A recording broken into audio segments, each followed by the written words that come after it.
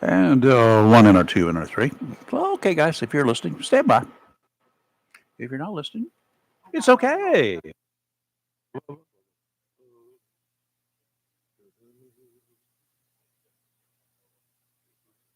Oh, I need to ask you, where do you go get yours done?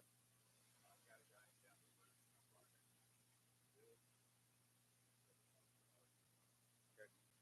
I need to get Marty's done, and I need to get mine out here done. Mine's simple. Just got to pick it up to the building, I think. Marty's got to have the whole motor taken off, and you got to put a seal on it because his is leaking oil. It's just heavy. Okay, here we go. Harky dorky.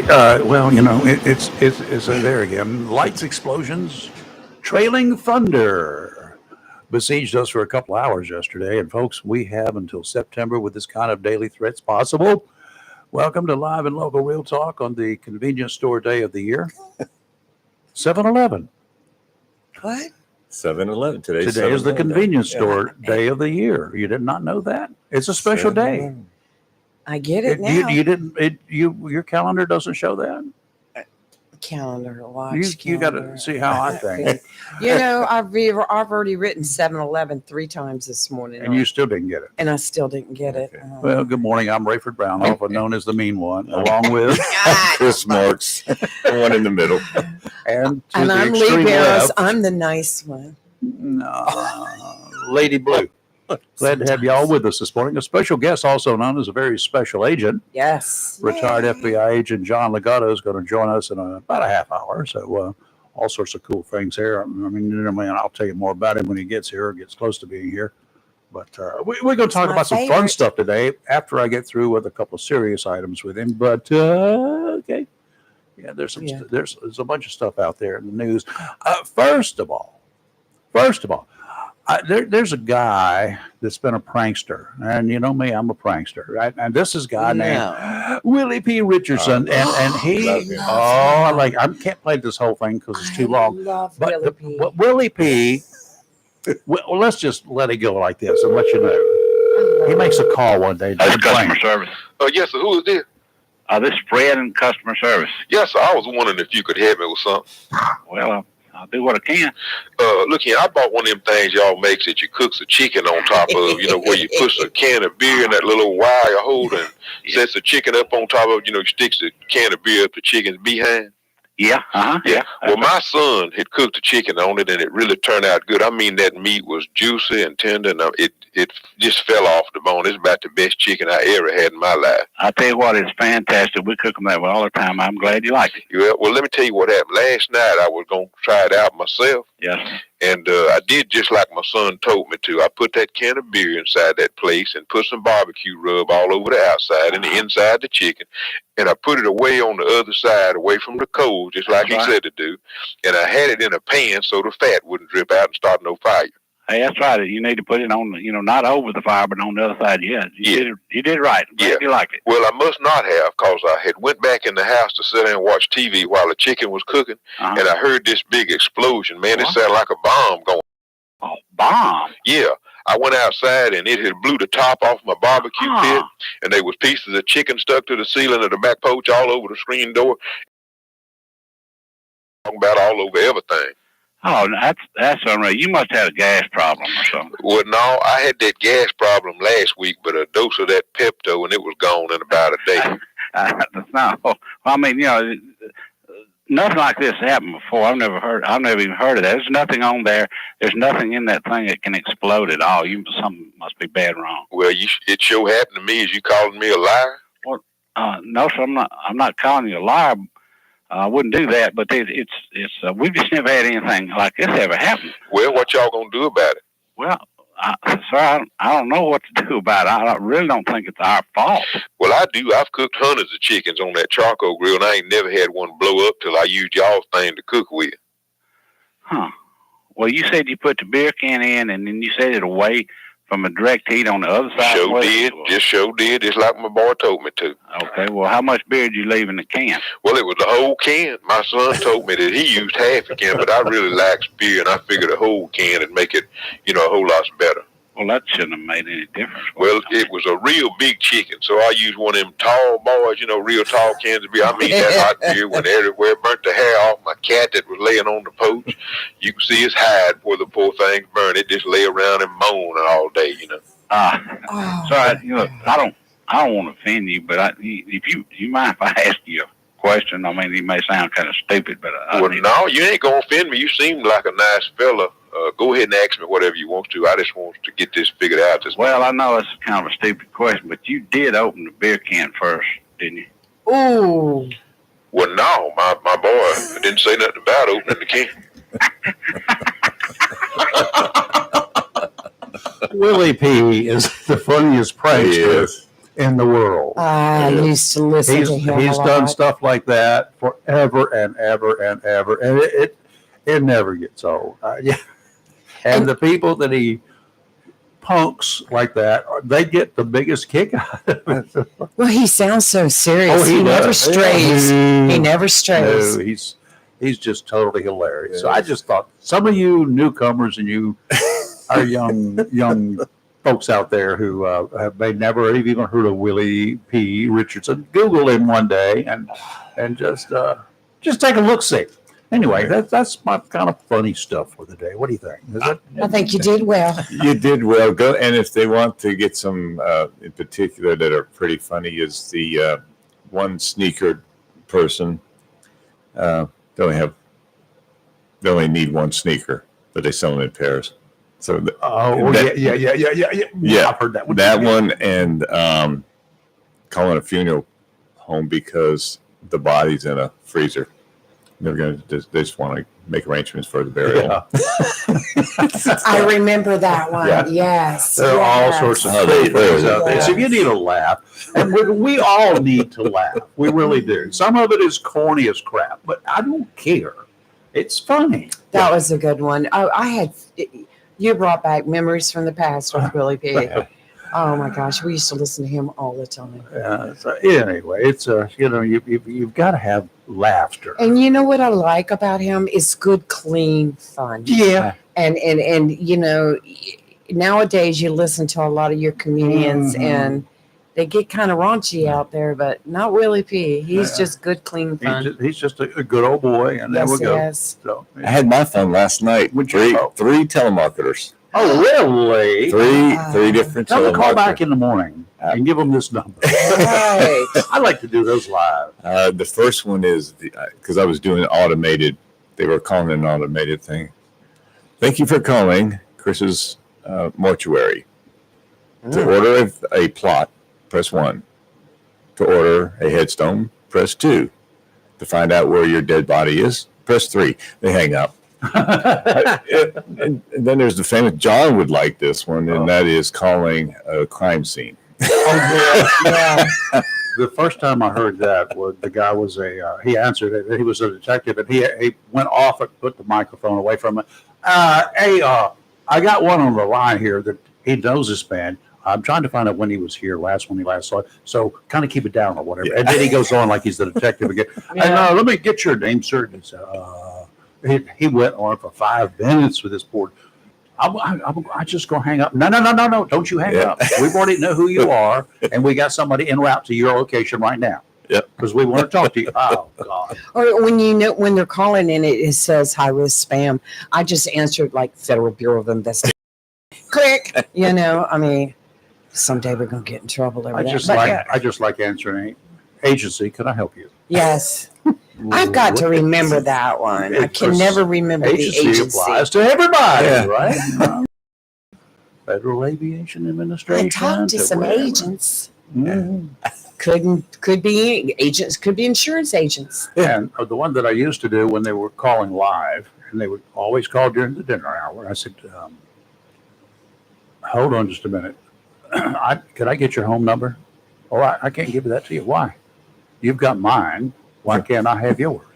Well, why do you want my home number? I Click. said, because, they weren't smart in those days at all. said, simply because I work the night shift. I get off early in the morning. I sleep until I can get up in time to eat and then go back to work. So you've interrupted me in the last hour of my sleep. I go to work at 11:30 tonight, and you've interrupted me. I would like to call you tomorrow morning about 5 o'clock. So give me your home number, please. Click. For a while, they like to argue, but they quit doing that after a while. They just I think I broke a lot of things in them. One of them. Summertime thunderstorms, by their very nature, are not particularly predictable. We know that by now, right? Unless you're inside one of those storms when things are popping, you might not have any clue that anything's going on just a few miles away. Yesterday, that line of storms that got really nasty around here were kind of popping up. I watched the radar when they first started, and I'm like, what's going on? And the radar showed very little behind the storms. But then the longer I watched it as it was hitting us, I saw these things keep popping up behind them. Other little ones, and then they get bigger and bigger and bigger. We may get a little lull yesterday, but not very long. For an hour and a half, I had it steady here. Dropped 0.99 inches of rain in this yard. Then another 4/100ths of an inch overnight, a little bit later on when the wind started. It was weird. They just started out as little dots somewhere southwest of Jacksonville, down around Holly Ridge and just north of Holly Ridge. And then they would start to grow, and that's what hit us next. But there was nothing behind them except another little tiny dot. Yes. And as this one moved on, that other one kept moving up and getting bigger and bigger. That I don't recall seeing a line like that. Normally it's a whole line further down. And yes, some of them will develop and then they will get smaller, or some of them get bigger. And that's what generally hits us. But this was weird. They were basically forming up over us as big ones. Yesterday or the day before, we were talking about that, and you're looking at one side of the road and it's raining. The other side, it's not. So yesterday I was watching one news channel or something. This guy standing out there reporting, and it is pouring down rain. It's in Pitt County. And the next story from Pitt County, the girl is in there, and the sun has just got her eyes going. I'm like, oh. I don't know where the rain is. I got nothing. I need my sunshades. So yeah, that's summertime, but this was just weird yesterday. I keep umbrellas and sunglasses in the truck. You never know. I have family from upstate New York visiting, and they're at a hotel, and we all met over there yesterday, and it was pouring so hard when I pulled in, and it was the wind. It was too windy for an umbrella, so I just, thank goodness I had rain jackets in the truck and zipped up and covered up. It was rough there for a few minutes. For 90 minutes here is when it was. What was scary was I was on Western Boulevard when it broke out. With all those other people out there. Yes. And all of them in a hurry. Yes. That's what, and it's right at rush time. That's it. Bad. Temperature dropped from here. It was 90 degrees, and next thing I looked over, 73 degrees on the day. Went So from 90 nice. to 73 degrees. Well, at Rayford, it was actually 71 at my house when I left this morning. I was like, man. It's 69 here. That's Yes, what it still is. But look at the humidity. 99%. It is thick out there. Yeah, we're going to be in that storm pattern for the next 7 days or so. All right. This is just a taste of things to come. This is what summertime showers and thunderstorms, when they start talking to you about, when you listen to the weather guys, chance of afternoon showers and thunderstorms. Yes.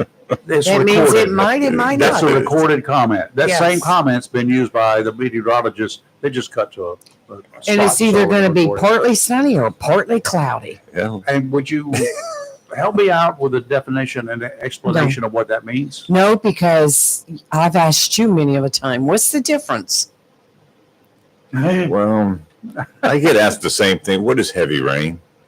Or my aunt, God rest her soul, at 98, lived in upstate New York, in Syracuse. Heavy snow. Snow. Way more. It weighs you down. It just weighs you down. Just the thought of that heavy snow, heavy rain. Yeah, I was supposed to come up in my own head. I planned this earlier in the week. I thought I was going to do it, so I just had to deal with Willie P there this morning. So I think that's funny, but no, I'm looking for good stories. This was yesterday up through last night when I finished doing stuff, looking. I couldn't find a whole lot of any individual that I could say, "Oh, attaboy, I like that. That's pretty cool." Oh. So looking for something. I wanted to find someone every day who's done something really nice for society, America, the environment, our favorite pets, fellow Americans, or me. Now, if you want to, if all else fails, just send some money. And that'll be from me. I'll talk good about you. Searching the various news sites for actual news where good people did good things. Doesn't seem to be a lot of it that the news people like to post. I know it's happening, but if there's a lot of other news, they don't get to it. So here's what I'm going to do. I got to give those federal agents, this is news, but it's, to me, I'm going to make good news out of it. Got to give those guys wearing the badges and carrying those things, like it says ICE on the back, or DEA or ATF or whatever agency they're with. They're out there playing. It's all in a day's work for some of them, searching for bad people. Those federal agents, they need kudos for having to put up with the idiots in California, not the protesters, not the illegals. That's all in their day's normal work, right? You do that every day. Those guys have got a lot more patience than I ever had, more than I have even today. When they have to put up with the ridicule, the stupidity of men and women who are elected by a majority of the voters who represent all of the citizens of the cities and counties and their states. Given the news coverage of these actions, how can these guys continue to claim that they should be in office? Why would anybody want to vote for them again when you watch them up there protesting against the guys who are trying to protect us? Have they not even looked at the oath of office they swore to uphold? I think that needs to be done. You know how people renew their wedding vows? Mm-hmm. I think they need to do this every 6 months and put their hand on a Bible. Okay. And if it catches fire, Uh-huh. we'll know that they're lying. Okay. And they know it. Okay. Yeah. Those Okay. men and women enforcing the laws that the majority of this country want enforced, you are great people, folks. You all are great people. You're wonderful Americans, and we do appreciate you. Because what you're doing probably keeps me out of jail. Go read between those lines, would you? Yeah. Protesters clashed with federal agents yesterday during an immigration operation north of LA. At a pot farm, they say they were looking for illegal immigrants because it's kind of common for them to show up there at a pot field. Mm-hmm. Even though they are legal in California. At the Glass House Farms, this state license cannabis facility, guess what it is under federal law? It's still illegal to grow pot. Did you know that under federal law? Wow. Oh, yeah. Federal agents can raid you anytime they want to. Huh? That I knew. They can arrest you. They can arrest you for possession of drugs anytime they want to. Sure. I mean, they're law enforcement. It's federally illegal to do this. But that's not what they were looking for. They were in Camarillo. I watched that. They had a warrant for illegal employees. That's who they were looking for. People were seen confronting the agents who used tear gas and smoke bombs. Federal personnel used gas to push back protesters who arrived on scene after getting word of a raid. They came from far. They came from everywhere. They came from the city council chambers. Military helicopters also seen flying low over the fields. You know why you fly low over fields? I was in a state helicopter here in North Carolina looking for moonshine stills, whiskey stills. Yeah. Yeah. And they fly down low because those things are put out there in heavy woods. Yeah. And they try to find live oak stuff like pine trees, like live oaks. They want to find things that are green year round. Because when all the trees leave all the hardwood in the wintertime, you can just look down there and see anything down below. But Also, when you're looking for whiskey stills, as often as not, you find pot fields these days. Those days, even in those days in the 80s. Mm-hmm. Thursday's raid, the rotor wash is what opens up the trees as they get down really low. Mhm. They'll get down there 30, 40, 50 feet off the ground, and everything opens up and the people come up running, scattering. Thursday's raid is one of many that have happened in Southern California, much to the anger of local and state Democrats. Earlier this week, immigration authorities were in MacArthur Park in Los Angeles conducting a raid. Los Angeles Mayor Karen Bass, infamous Karen Bass, and California Governor, Doofus Newsom, condemned the operation and the Trump administration for targeting illegal immigrants for deportation. You're illegal. You're a murderer, so you're illegal, right? Mm-hmm. I'm going to arrest you, put you in jail. Are they going to protest me doing that to you? No. Why are they going to protest the feds doing the same thing for those who violate federal law? They What think gives them the right to go out there to protest? I don't care. You have a right to peacefully protest, but you do not have a right to interfere. Protesting a legal operation that the feds are doing to arrest illegal people is not just a protest. It's an interfering with law enforcement. Rafer, they're not protests. There are a group of people that stand out there, they yell and scream at the law enforcement. They call them pigs, they throw rocks, they throw bottles. They get up there within 1 foot of these officers and talk such filth. These aren't protesters, these are troublemakers. They are committing an illegal act. If I am in the process of enforcing the law and they interfere with me, I'm going to arrest them. That's what I would do. Well, they're standing out there waving American flags that are upside down. Well, and they want to be in our country? Well, get out.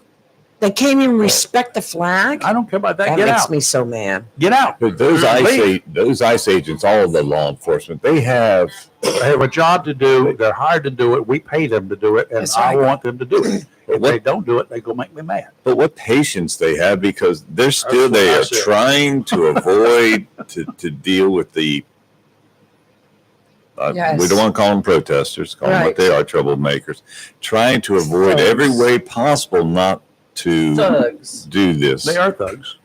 Yeah, but they're still showing the patience of Job by not doing anything with them, Thugs.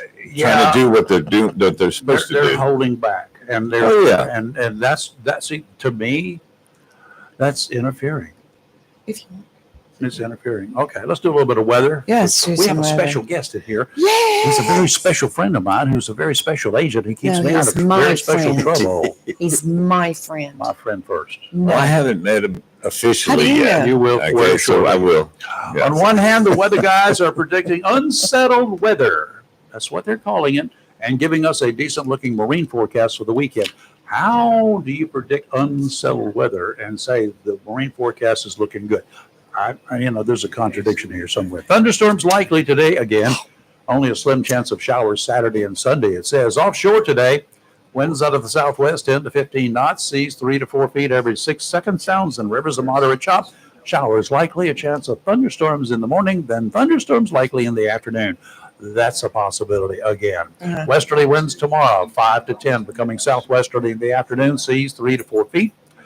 I got lost. Sounds and rivers are light chop. Sunday, northwesterly winds 5 to 10 knots, becoming southeasterly in the afternoon. 2 to 3 footers. Sounds and rivers a light chop. Friday. Today, afternoon showers and thunderstorms are possible. Partly sunny with a high near 89. I about said 69. Wouldn't that be nice? West wind 3 to 6 miles per hour. Tonight, a chance of showers and thunderstorms, partly cloudy with a low around 73. Saturday, a chance of showers and thunderstorms in the afternoon, mostly sunny with a high near 94. Heat index values as high as 103. And Sunday, a chance of showers and thunderstorms, partly sunny with a high near 93. Here comes the heat. Oh. Well, when you say that, here comes the heat. Here comes the heat. Yeah. That's kind of like here comes The the heat judge, has right? come in the office. And we got the heat to my left and to That's your right. And across from me. And across from me. He beat the heat. So we got to shake hands while you two were doing the weather. Uh-huh. And I was mentioning the nice shirt that John's wearing. What's your way? And we both played Hope for the Warriors. Oh, yeah. And we played in the same golf tournament last year at River Landing. Yeah. Yeah. A great tournament. It was a great tournament. Yeah. I played with the color guard. Who won? Those four young. Oh, yeah. We had a good time. Who won? Yeah. Everybody. Yeah. It's, Who cares, right? yeah. I never found out who won. I've been playing that for years. I know. Well, John, welcome aboard. Good to see you. World traveler, going everywhere. Come on, give it to me. Try it again. World traveler. No. Good morning. How you doing? Oh, How you How you doing? How you How doing? you doing? No, he can't do it. He can't. I've been practicing ever since I've known him. How you doing? Oh God! Don't try it anymore. How's y'all? I get away with that, couldn't I? Yeah, you do. I'm just curious if John ever dealt with any of my uncles, great uncles, up in New York. No, let him take a look at your profile. See if you resemble anybody he has dealt with. I used to love working organized crime in New York because we would raid some of the social clubs, and the food was great. The We go social back. clubs. You That's mean what we- that's the what they strip are. joints? No, this in It's the real strip clubs, real social clubs. yeah, the mobs all had their Oh, own yeah. social clubs. Yeah, And cigar rooms and stuff. cigar rooms, and we would raid them, and then Never we been would go there. back in the kitchen, and the food was always so good. Oh, yeah. But you had to sample it. Oh, we wasn't sampling. we did takeout. Hey, fix me a to go on that one if you would, please. Now turn around, put your hands behind your back. But it's funny because that shows the changing times in law enforcement. Oh yeah. The mob would say, "I'll take the food, go." Yeah. Oh yeah. Well, they were gentlemen. Yeah. Uh, Well, you postal knew, service. it's funny you mention that. We knew when I was dealing with the Italian mafia, I knew who they were. And dealing sometimes with the FBI, I didn't know. You didn't know the difference. Well, the old bureau was great. This Yeah. new bureau is a horrible sort of, I don't know what type of revision God, or. you just walked into me this morning. You ready? Secret Service yesterday announced that an action about a year ago, some dude on the roof opening fire on the future president, the candidate at the time, the nominee of the Republican Party at the time, opened fire on him and hit him in the ear, right? Yep. They've been investigating this mess all for a year now. Well, they have announced that they've suspended 6 of them. Don't know who. Not Secret tell- Service? Yeah. Well, now let me ask you this: because they didn't do their job, they should have had this advance information, and you should have been able to prevent this. Let me go back to Minneapolis in 2001 or 2000. Information coming from a couple of FBI agents up there just before a thing called 9/11. Did they not furnish some stuff to somebody? What happened? The Minneapolis agents sent 70 emails to headquarters, 70, during a period of a year, to the point that one of the emails later on said, "We believe that terrorists are going to fly airplanes into American skyscrapers." And this idiot, I'm not going to mention his name, at headquarters said, "That will never happen." Yeah. So what did they do with this guy that blew it? This agent, this supervisory agent. I'm going to say he probably got promoted. He got promoted. God.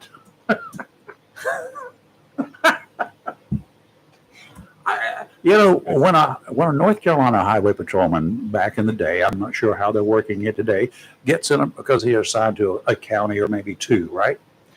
When they screwed up and they did something they really shouldn't have been doing, nothing criminal or anything like that, they just weren't doing things properly. They ended up serving winners on the Outer Banks, where there was no traffic in those days. They served winners in the mountains of North Carolina during those days. Yeah, it was a way. Their way of sending a message. Yeah. We'll bring you back from Siberia in a year. The FBI promotes you. They did. Uh-huh. It was horrible. I mean, I could go into this case. In fact, I wrote a book. Yeah, you did. Yes, you did. That's all in there. And John had a distinguished career with the FBI, and during part of that time, the reason he speaks so much good mob is because he was a mobster. Did they pay you, by the way? Did the mob pay you? No, but what happened is I was using your tax dollars to get into them. Now, what did you buy, or how did my tax dollars get used? Let me explain undercover. The mob guys have friends from birth. They cousins and neighborhood. They don't need to meet strangers because they're suspicious. So what you got to do to infiltrate is you have to give them something. You have to make yourself worthwhile. So what I did in the cases I worked is, I'll give you an example. The FBI seizes gambling machines, poker machines, and all that. And they have warehouses, and they do jewelry too. They have jewelry. Yeah, they do. So what I would do is I would gather up, say, poker machines and place them in mob bars and social clubs. And you took seized stuff. Yes. And gave them back to the mob. And they made money off me. And once you make money for the mob, they see you in a different light. I mean, if you are undercover and you're just hanging out, they don't need you. They don't need other friends. Same thing with jewelry. I take jewelry and sell it to them, No costume jewelry. Right? Yeah.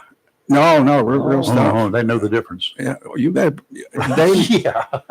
Mob guys don't have college degrees like FBI agents, but they have common sense and intuition. Unlike some FBI agents to make the top tier. Yeah, and I don't want to get into that whole thing. They were promoting agents. Nobody wants to go to headquarters because you got to give up your car in, say, Cleveland, and you have to be in a carpool, and it's not worth it. So what they were doing, they couldn't get anybody go. Let me back up. When I joined the FBI, the FBI headquarters has a unit that mimics a unit in the field office. So organized crime. If you were assigned organized crime in Cleveland, in headquarters, there was an organized crime unit that you went to for approval. When I joined the FBI, if you called that organized crime unit in headquarters, they were fedora wearing, cigar smoking guys that worked organized crime. Right. So you could call them and say, I got a case against, Vito Giacalone, or I know Vito and this, and they would give you sage advice. And then what happened is nobody wanted to go to headquarters. So they were promoting people as supervisory special agents in headquarters that had never made an arrest. So you would call them. Hey, do you have any handcuffs? I need to arrest this dude. Oh, it was bad. One quick story. In fact, I'm going to see Donnie Brasco next week. Yeah, I'm going to see him. I haven't seen him in a few years, but yeah, we talked to him one day. Yeah. That was cool. So anyway, years ago, they took about 6 of us, and they brought us to headquarters to develop the guidelines for undercover operations. Mm-hmm. So I was one of the 6. And we went back and forth for a year. We got the guidelines. Fast forward 15 years, I'm working, trying to work an undercover case, and I call headquarters for permission for a Group 2 undercover operation. We needed headquarters approval because there was a budget attached, et cetera, et cetera. Mm. And the guy saying, look, John, you don't have enough probable cause for a Group 2. I said, yes, I do. And this went on for weeks, memos. And finally one day, I said to this guy, I said, you're the reason terrorists succeed, you know. And I said, years ago, I wrote the guidelines for Group 2 undercover operations. Just problems, bureaucratic problems, internal bureaucratic problems.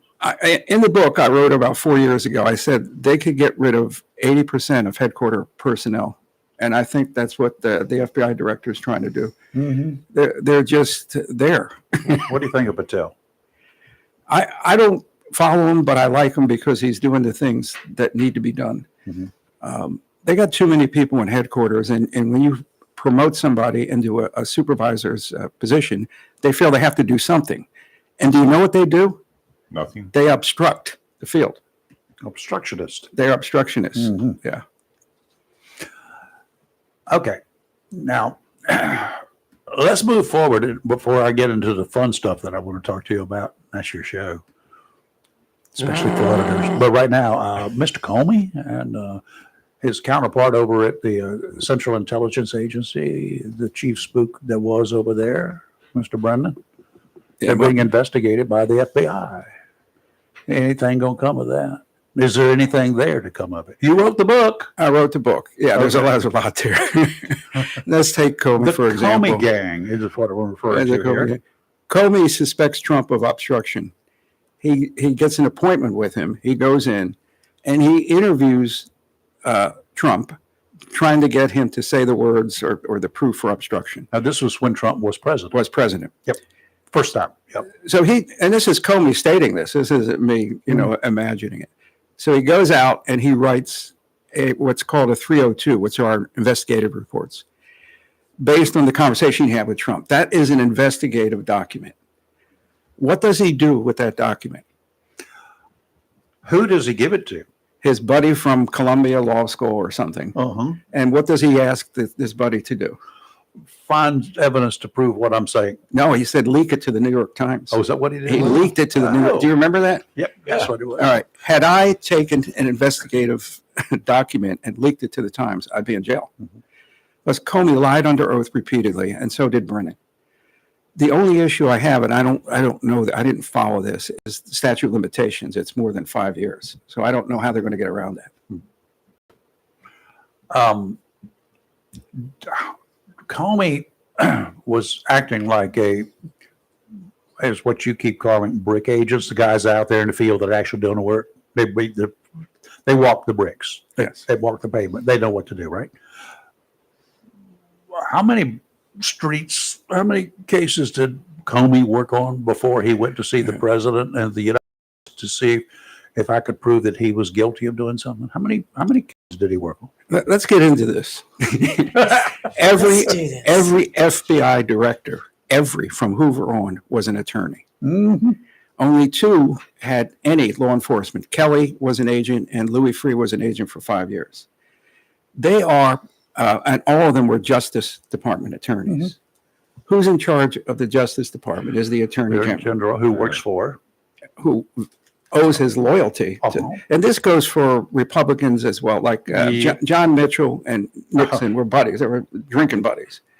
So that is a political agency, the Department of Justice. Yep. The FBI is under them. So what they do if you ever watch a hearing, and it probably Patel did it too, they will say to get approved, I worked with the FBI. They didn't work with the FBI. We're two different functions. We investigate, they prosecute. They'll say, I know the FBI. You know some FBI agents, but you don't know the FBI culture. And so what we need as in an FBI director is a law enforcement background, not an attorney. And a case in point, New York agents wanted to open up a case on the Clinton Foundation, and they had a probable cause, had plenty. They had to get it approved through justice. The Attorney General was Loretta Lynch, I think. Yeah. She refused to allow them to open the case. Now, Loretta Lynch got her position from whom was the president at the time? I think Billy, right? Yeah. Bring back Billy. I never thought I'd like him. He's like almost a conservative now. Compared to, yes. Yeah. So, anyway, it's all fun and games until it affects the rest of us, and it's no longer funny. And bad guys got away, and we had 3,000 people killed on 9/11. So Yeah, I digress though. This judge in Wisconsin that helped the illegal alien, whatever you want to. God, and they are illegal aliens, yes. Yeah, and she tries to get out of it on qualified immunity. I mean, that would be like going in and robbing a bank. Can't touch me. Qualified immunity. I don't. Well, anyway, John is an esteemed author. He's the first book that I read of his called Dirty Boys. I thought it was. I know these people. And I asked John one day, because my sister called me, she said, how much of this is fiction? I said, Well, probably none of it, but I'll ask John. It may not all be the same persons involved, but it's a compilation of individuals. Yeah. It all happens with these. And it's kind of like WKRP in Cincinnati for you people who watch that show.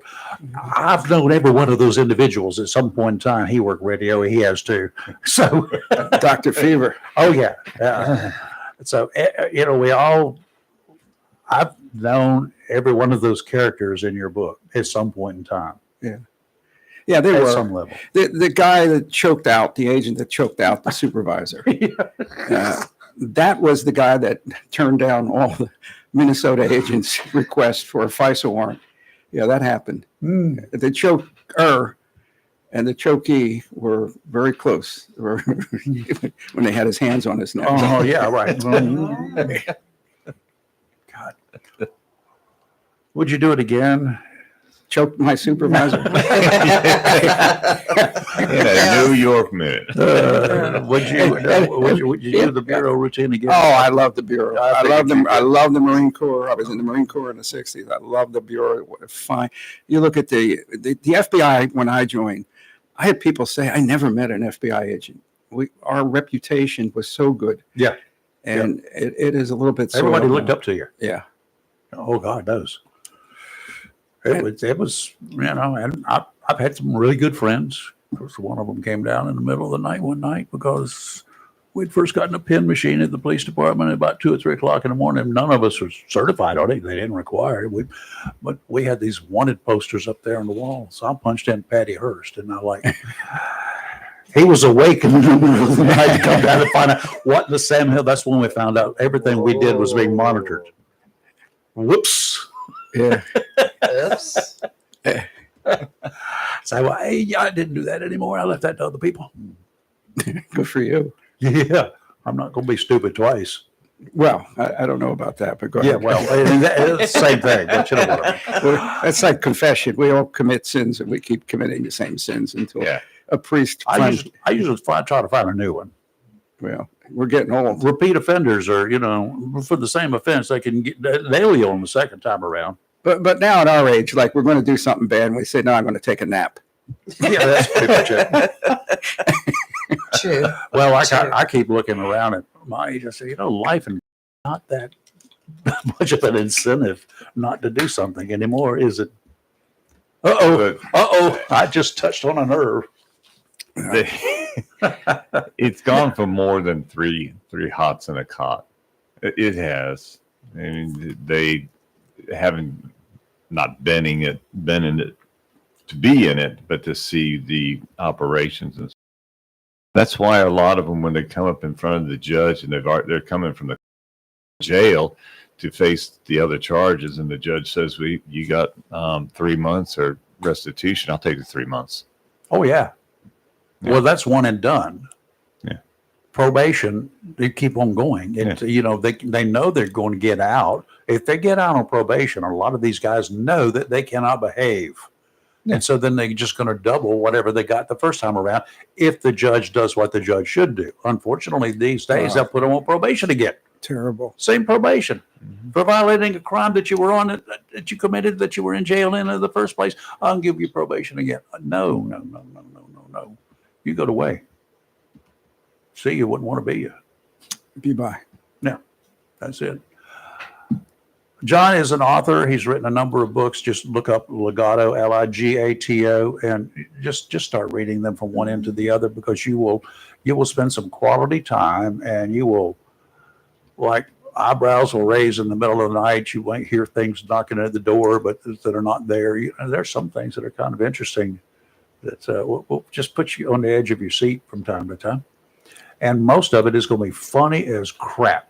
If you're like me and you know what's coming. Sense of humor is critical in first responders. Oh, it's got to be.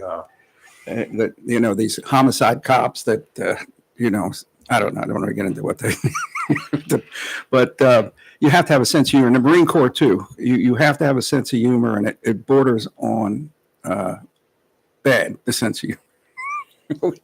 I don't want to get into stories now, but well, it's when when you're standing over individuals who are no longer with us and have, met their demise in very tragic ways, and sometimes a sense of humor is the only weapon that you have. Yeah. To be able to deal with it, because back in the day they didn't have to go. You've had a bad day. You've got this. You've done that. You go over here and you talk to this guy for a week, every hour, or an hour a day, and the city will pay for it. The county will pay for it. What? No, didn't have that. Suck it up, sucker. We Move had when there were critical incidents, shootings, whatever, Mm-hmm. we would all end up at a bar, and you're surrounded There you go. by your With peers. like-minded individuals, And they would make fun of you. Like this one guy was in a gunfight. He shot 5 times a bank robber, or 10 times, and he didn't kill him. So that night at the bar, guess you what? need We to were go to making the fun- range. Yeah, dude. sure. You need Yeah, to sure. get some range. Yeah. Carry a shotgun next time. Maybe you'll hit him. My buddy, That's the way it would go down in the day. my buddy Donnie Brasco had a $500,000 contract on him, right? And so we're somewhere, and I got paper, pencil, and I drew a target, right? And I got Scotch tape, and we're walking, and I put it on his back. I like it. You know the best one that you could have pulled on Brasco at that time? Yeah. Same thing they did with a guy who was he became a source for the feds on drug smuggling. He was a Riceville Beach local fisherman. He got caught, but they turned him. So he rolled over on big guys way down south. But his name got leaked. It's public. Wade Bailey is his name. There were T-shirts printed. Don't shoot. I'm not Wade Bailey. That would have been perfect for Brasco. Well, I didn't want to push Joe Johnson.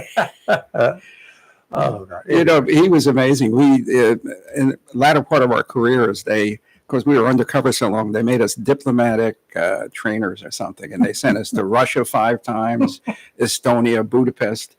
And what's amazing is we were in Russia, and the movie Donnie Brasco was popular in Russia. Really? Yeah. So we went to a video store. We bought, what was back then, the cassette, and we took a plane from Moscow to Siberia. We went up to no, I'm serious, to Siberia. Of your own accord? No, the Russians. This was after the Republic fell. We went like 91. And so we went to this police academy. It was a residential, and we went through the gates. The gates closed, and windows. Joe got out of the car, and windows started opening in the dormitories. Wow. And you hear Donnie Brasco. Oh, no, really? Oh, yeah. Yeah. Look, I said, Joe, fans of yours?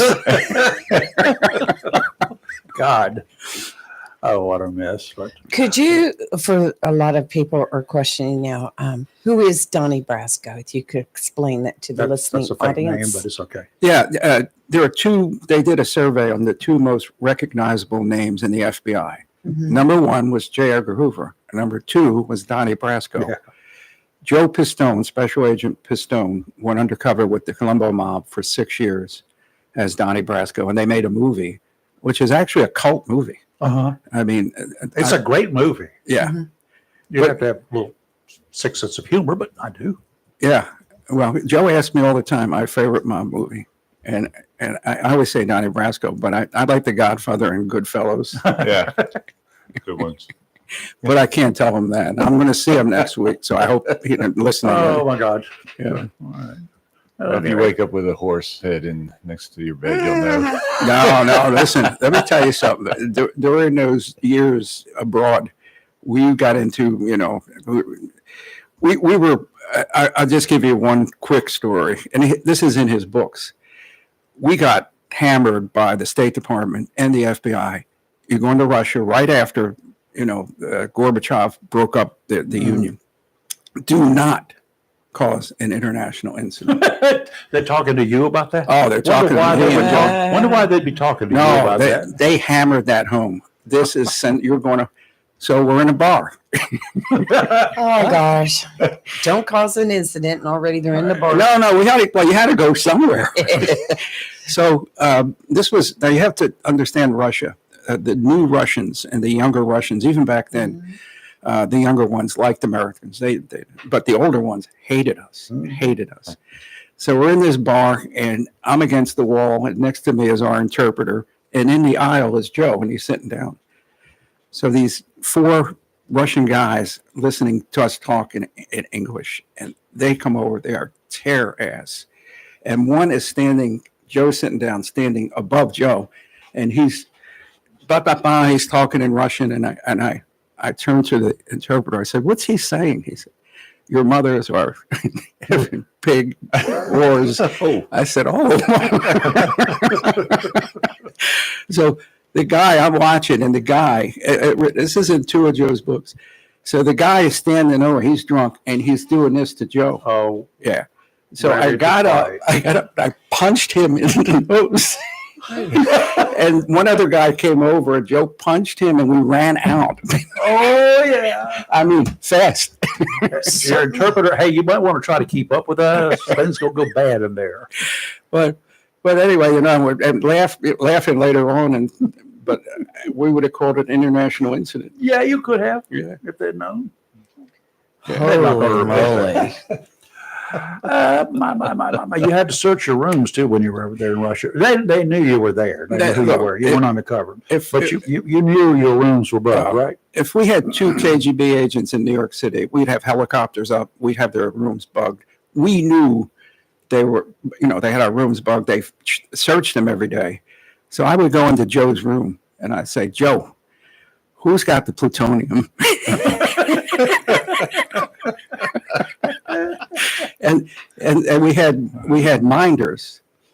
We were assigned minders. We were not to get out of their sight. So I would play the game of lose the minder, and they eventually got pissed at me for losing the minder. Oh, yeah. It was a nice guy. Poor babies. It's always fun to have fun with the enemy, whoever it is. Yeah, just jerk them around a little bit, right? Did you look for them for the devices? I mean, you knew they were there. Yeah, I didn't have to. Bugs, but we would put notes in our suitcase. I can't, what they would say. And then we would do, little string or tape things to prove that they opened our suitcases every day. And, You didn't find any Roman candles that you could have taped together and put in your suitcase? Oh my gosh. Say, I would be in a lot of trouble. Yeah, I would have been in a lot of trouble. Listen, I'm just glad I'm sitting here today, free man. Now, only last serious thing. Do you worry about all those people that you really ticked off up there in Cleveland? Because they were cops. You nailed some cops, crooked cops. You nailed the mob. I mean, you didn't have a lot of friends out of Cleveland at that point in time. So some people went to prison. Some people don't like you, right? Well, are you concerned about that today? No, but the mob guys, when I was dealing, I don't know what, I was in my 40s or something, and they're all dead. They were old. Okay. And so their memories don't count. And the mob distinguished between informants and agents. Mm-hmm. So I would be worried if I was a snitch walking around. But I'm going to tell you something. I'm going to Philly next week, and Skinny Joey Merlino. Do you know who he is? No. He is the capo of the Philadelphia crime family years ago. And they had a RICO case against him. And I don't want to get into RICO. It's very complicated, but they charged him with drugs, murders, interstate transportation of a stolen motor vehicle. Basically, racketeering. It's racketeering and gambling. Mm-hmm. You got to prove 2 of them. So the trial was all month, and they had Gotti's attorney, Bruce Cutler. They had 5 capos. They had the boss, the underboss, Stephen Mazzone. So what had happened is I bought a stolen car from the mob in Philadelphia, and the head of the family was Joey Merlino. So I was like the 3rd or 4th month up after they did the murder and drugs. And so I testified for a week, and then the gambling thing is easy to prove that they ran an illegal gambling business. That was easy. He got acquitted of the drugs and the murder.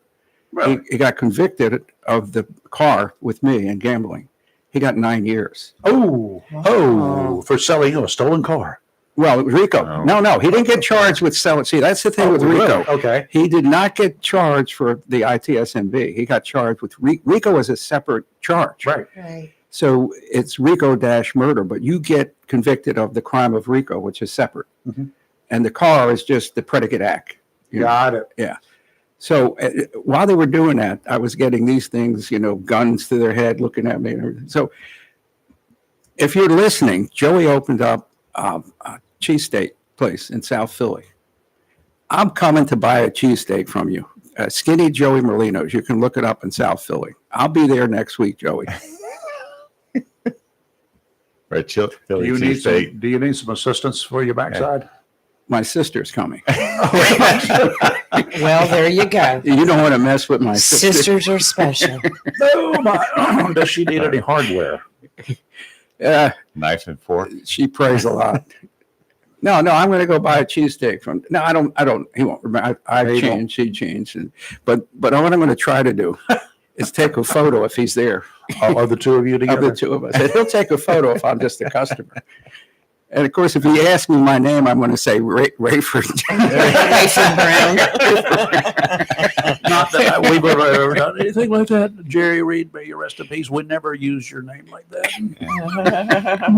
Skinny Steakhouse. So you can find Joey Molino's cheesesteaks in South Philly. Skinny Joey something. Yeah. Yeah.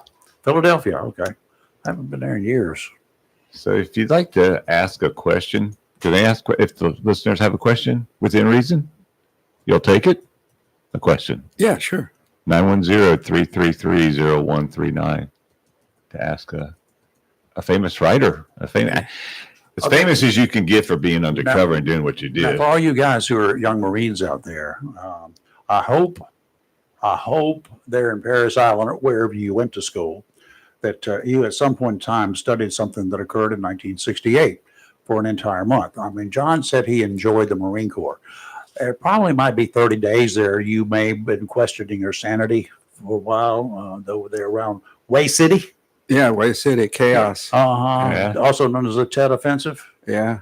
30 days. Is that it? That's it. Skinny Joey's cheesesteaks. Tell him I'm coming. I'll send him a message. Just I got a phone number. We ask can just for a call reservation request. Let's call and see if he's there. It's a little early, probably. At 8 So o'clock. Joey, I'll be there next week. Remember me? Yeah. Oh, Maybe closer to 9 o'clock. They might ride out if he opens at 9. Whatever. Yeah, Way City. Life is funny, and I'm not going to get into the whole story, but there was less than 100 of us. We were 9 miles away in Fubai, and they saddled us up, and we went 9 miles into Way. They told us there was going to be 100 or 200 NVA. By the time we got there were 10,000 NVA in the city. 10,000. We lost. Like Custer's little deal, doesn't it? It was. We lost our officers going in, and a gunnery sergeant took command of the company, which is normally a captain's billet. And his XO by default was an E5. Both of those guys won the Medal of Honor the first day or two. wow. Think about 2 Medal of Honor recipients, a gunny, and Alfredo Gonzalez was the sergeant, and John Canley was the gunny. Took a while. Yes, you worked hard on that one. 13 years. Yes. Wow. And I still don't understand why we have to wait until these gentlemen are way in their years Or or dead. either deceased to get them that medal. It's just ridiculous. Let me give you a heads up. Supposedly, within the next few weeks, there's going to be a release of an investigation. Oh. And I'm not going to tell. Yeah, supposedly, I just got it. which one it is. Good. And what happened is we have proof that the Department of Navy unduly influenced unethical behavior valor boards. We have evidence. Oh. Yeah. And we gave the evidence to a reporter. And supposedly after a year and a half, it's going to be saying it because, it doesn't. But supposedly this month. Ooh, I can't wait to Anxiously see awaiting that your hit. return. Huh? Anxiously awaiting your return. Yeah.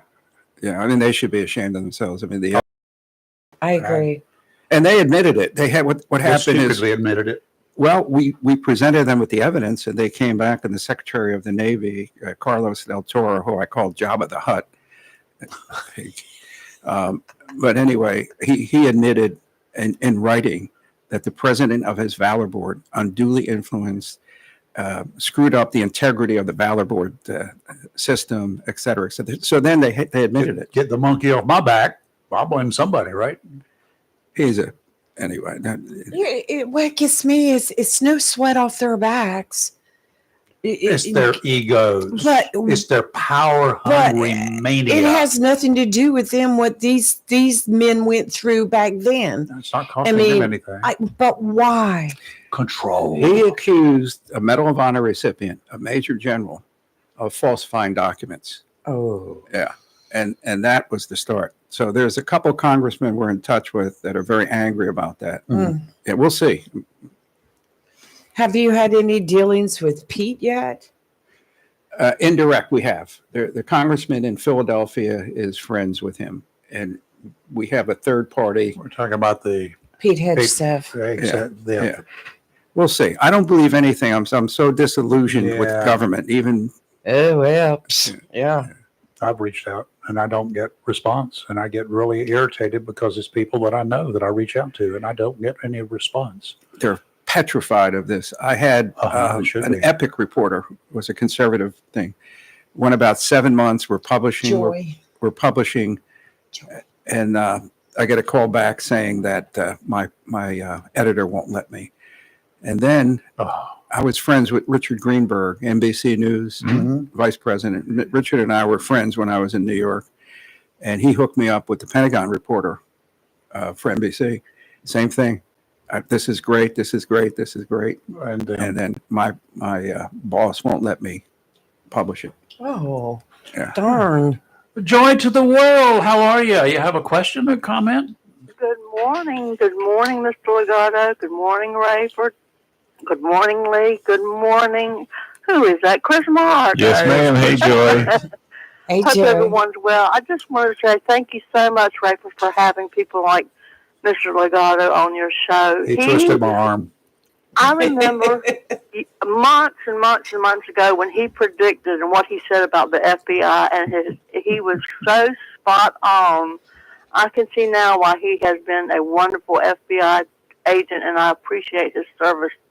The things that he shared with us about what was happening in the government has come to the surface, and I want to thank him for his prediction of what would happen, and it seems like that we're heading in the right direction, and that the field agents are really our heroes, not the people that sit in their desk at their chairs and not wanting to talk with them. And I want to thank him for that and informing us of people of what's happening and what's going on.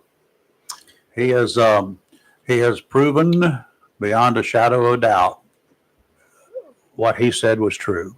Mm-hmm. Yes, It's sir. been proven time and again and again. It's come to light. Yes, it has. And there's I more thank coming. you.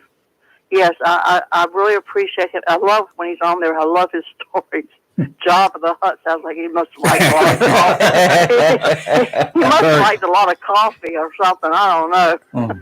Yeah, I was watching him on stage giving the speech for the commissioning of the ship, and that's his belly was hanging over to his knees, and that's all I could think of was Jabba the Hutt. Or beer belly the Hut or something like that. Maybe he sucked up quite a few. Well, we had words. We had some bad words together. I told you. I thought know you you came out on top. You're so even keel. I mean, you could really be a great impersonator of anything, I believe. Well, I would believe anything you said. You're so calm and you're so, like, low-key, it appears. You play the part well. Well, thank you. I don't know about that. But He's lying very well on a daily basis because his other persona is what this guy, this particular gentleman he's talking about, he did get in his face. Literally, you got into his face. Yeah, there were some. And it's hard not to hit him, wasn't it? Yeah, because he was being just facetious and so condescending. Mm. And there was about 7 people that saw that. And I worried because he had Navy SEAL bodyguards and uniform. Oh my gosh. And they all came over and everything. So I felt bad. I put my finger in his chest. Oh, Yeah. I would love to see him. was he a big man? Oh, he's big. He's Jabba the Hutt. I mean, They all have kneecaps and ankles. but what was funny, I felt so bad about it. And later that day, I walked back into the hotel, into the bar, and everybody got up and gave me a squeeze. The words got back. It didn't take long, did it? But I do thank you, sir, for it. And like I said, you were spot on. I can remember watching you several times, and it has come. Your prediction has come to where it needs to be. Sadly. Yeah, Yes. sadly. So, Yes, all right. but I'm going to get some lottery numbers from him before we leave, so just in Yeah, case. Oh, yeah, where's my pen? really, he's good about predicting. But He I do is. thank you for your service and your fellow FBI agents and the ones that are on duty now, and also the Secret Service. It seems like there's quite a lot of stuff going on, but I do thank you for everything that you have done for our country and our crimes throughout. And I'm glad that finally, hopefully, you have some relief of what's taken place, and maybe it's going to be so much better for the new ones coming up the ladder, which is so important.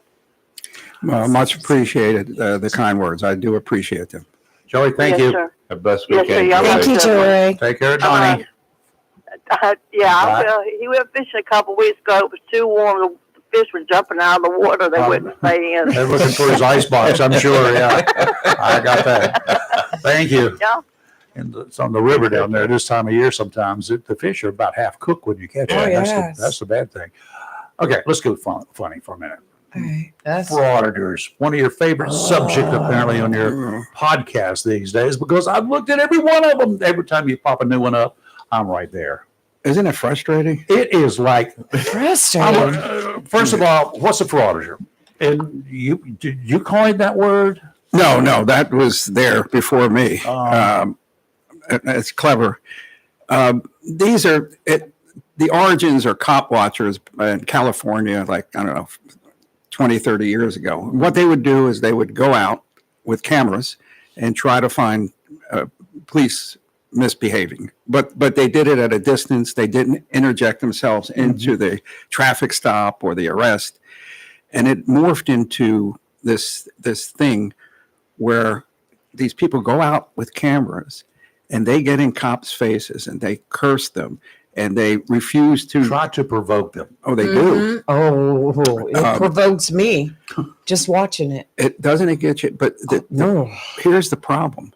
Some of these people are making over $100,000 a year doing it because they monetize it on YouTube. And so the more they can provoke you, the more their followers will click, and then the money goes up. So it's gotten to the point where police officers, in fact, there's like 4 or 5 that came to Jacksonville. Yeah. Mhm. I can't tell you, but why don't you give me your opinion watching this? Okay. Well, first of all, I'm a tainted individual. I'm going to be prejudiced here right up front because they get in a cop's face right up front and they provoke him. They get in his way. They will show up at a traffic stop, a routine traffic. Well, there's no such thing, but at a traffic stop, somebody's speeding or doing whatever, and suddenly there's some dude standing over there. Like, first of all, he's behind my back. Right. I'm a cop. Cops get shot. Cops get attacked from behind. They do whatever. Yes. I'm a cop. I got this guy stopped there, and there's a dude 5 feet behind my back with a little Pointing it at you. camera pointing something at me. Right. I don't know what it is. Well, my actions today would be probably, they would be not good because I would be taking defensive actions immediately. All right, here's the problem with that. You're I right. know that. Here's the problem with I'd be that. in trouble. You would. What happened, and this is my own opinion, after George Floyd, law enforcement took a bad hit. It did. And what's happened is they take advantage, these frauditors have taken advantage of that. And here's the other problem. is the cops' chain of command don't back them up. That's the big problem. That's the big problem. So they're afraid to do anything. I don't blame them. You got like 10, 12 years. You're going to lose your pension over this. Right. They put up with such abuse, and these frauditors will call their wives' names. And the Supreme Court allows them to use bad words to a cop. Yep. But the cops don't understand that there are tools that they have in their toolbox. And they're reluctant to use them because a lot of times they're confused because the frauditor is just incessantly. Well, the frauditors are the first thing that these guys do is say, I have my First Amendment right to do this. I can do this. I can go into the post office. I can go into your restaurant because it's open to the public. This is a public place. It's a public school system. It's a public, this is a public, it's a public building. So that means I can go anywhere in there and do whatever I want to, right? No. Let me explain. This is interesting. I'm not going to get too deep in the woods. They base that on the Supremacy Clause of the Constitution. And basically what that says is if there's a matter of difference between a state or local government and the federal government always wins. Now, that was true until they had the Bill of Rights and they had the 10th Amendment, and then they had Supreme Court cases. So what it is that like in ancient Greece, they had these open forums where you come down and you scream at the government. Right. You can do that. But then what the Supreme Court and the 10th Amendment help do is they have limited public forums and designated public forums and non-public forums. So these frauditors will go in anywhere. They'll try to go into a kindergarten class saying that I have the First Amendment constitutional right, but they don't, because local governments are allowed to restrict and set conditions and policies. Another example, they walk into courtrooms with cameras, courthouses. Ooh, good luck. In that courthouse, first of all, you have a floor for child, domestic cases. You have undercover agents. You have witnesses, and they end up on YouTube. So the court, a judge can sign an administrative order prohibiting cameras. The frauditors say you can't do that because of the Supremacy Clause, but you can. Police are confused. Because these frauditors are the ones who are trying to tell the police, I know what the law is. You know, you're stupid. You don't know what the law. Do you even know what the law is, officer? No. Section 9.75 say this, and the cops like, well, maybe it does, that. But they got the cops, and I'm telling you, it's at a disadvantage. At a disadvantage because the cops don't have the support of just snatching them up, or they'll come within inches of police officers while they're handcuffing. They'll look over. They'll start talking to the perps. Yep. Giving them legal advice. You can't do that. So what they say though, that's obstruction. Yes, if you look at the interfering or obstruction, one or the other. But what they say is obstruction requires a physical act. Like for the cop, it doesn't. It just says to impede or delay an officer in the performance of their duties. So if you got somebody screaming here while you're you're delaying that officer because they got to take care of you. That's right. And there are so many laws that the cops have in their toolbox that they won't use. There needs to be a class for I'm talking about the guys that are on the streets today that have been on there for 10 years. There needs to be a class, an in-service class. I've been saying how to deal with that. Yeah. Let's deal with post offices. Oh, God. Federal places. But under most cases, I would assume the local police have to deal with it. They do, because there's no postal inspectors in the post. So what happens is they walk into a post office and they start screaming. People say, stop filming. And they start screaming, poster 7. And it's on the wall. And what they go up is they'll take a cop or even a postmaster and they'll point to poster 7 and they'll start reading it. Mm-hmm. They read the first sentence and they don't read the exceptions. Yeah. Police officers don't know because they don't know federal law. But the restrictions on poster 7 is you're not allowed to film customers, employees, cameras, or a cover of mail. They all do that. Yep. They can't help it if they're in a post office with a camera, right? But police officers don't know that. So they get scared and they, well, you have a right to film. It's a public building. So they need to know what they can and can't do. And they have to back that up with their, not only their chain of command, but their prosecutors in that. Mhm. You need to know if you arrest this guy, the prosecutor is going to do something. Yeah, that too. Now, for you individual citizens out there, the normal guys that are going to go into the post office or into a restaurant or sitting there at a restaurant or sitting in the public side, yeah, pretty much anybody can take pictures of you. However, how they use those pictures can get that individual sued. There's also a criminal charge possible. There's something called a model release. I sent you a copy of it. As a photographer, I had to get a release from every model that I used or every person that's in a picture displayed prominently if that was going to be used for commercial purposes. For journalistic purposes, a different story. Facial recognition. If you can If identify I the can face. identify them, Yeah. done. That's Yeah. a problem. Yeah. And if I can tell you what the typical going rate is $10,000 per day per offense Wow. that this is used in the civil courts. And they monetize it, so they violate the model release form. Oh yeah. Yeah. Because first of all, if I go someplace and somebody takes a picture of me and they use it for any purpose that makes them money, Yeah. I am officially a model. Yeah. Whoops. Well, they do it all the time. I know The they problem do. is you can't find them. And a lot of people don't know how to go after them. They have, Well, if you take my picture, I will have you in my possession. I will know who you are. You might not want to give the police your identification, but I will get it from you. how? I will follow you to the ends of the earth until you give it to me. You got a car? I got it. You're going home? I know where you live. Well, And that's me. And what are you going to do to stop me? well, what you really need to do is just find their identity and have Yeah. your attorney. But people don't want to get involved. They don't want to do it. $10,000 a day, I'll get involved in anything. Wow. Almost. Done it for a lot less. I mean, you have too. But I was seriously, reading poster 7. we Yeah. do have rights in this country for individuals, for the people. Frauditors do not have rights to go into, even though it says public administration, they can't go back there because they have rules set up into this public administration building. They are charged with maintaining the rules of this public administration building. Well, what happens too, in a lot of soft targets or private businesses or even like the post office, Yeah. the frauditors come in. They're physically there. And you have employees, men and women, that don't know that they can legally, but they can't lay hands on them. They can't push them out.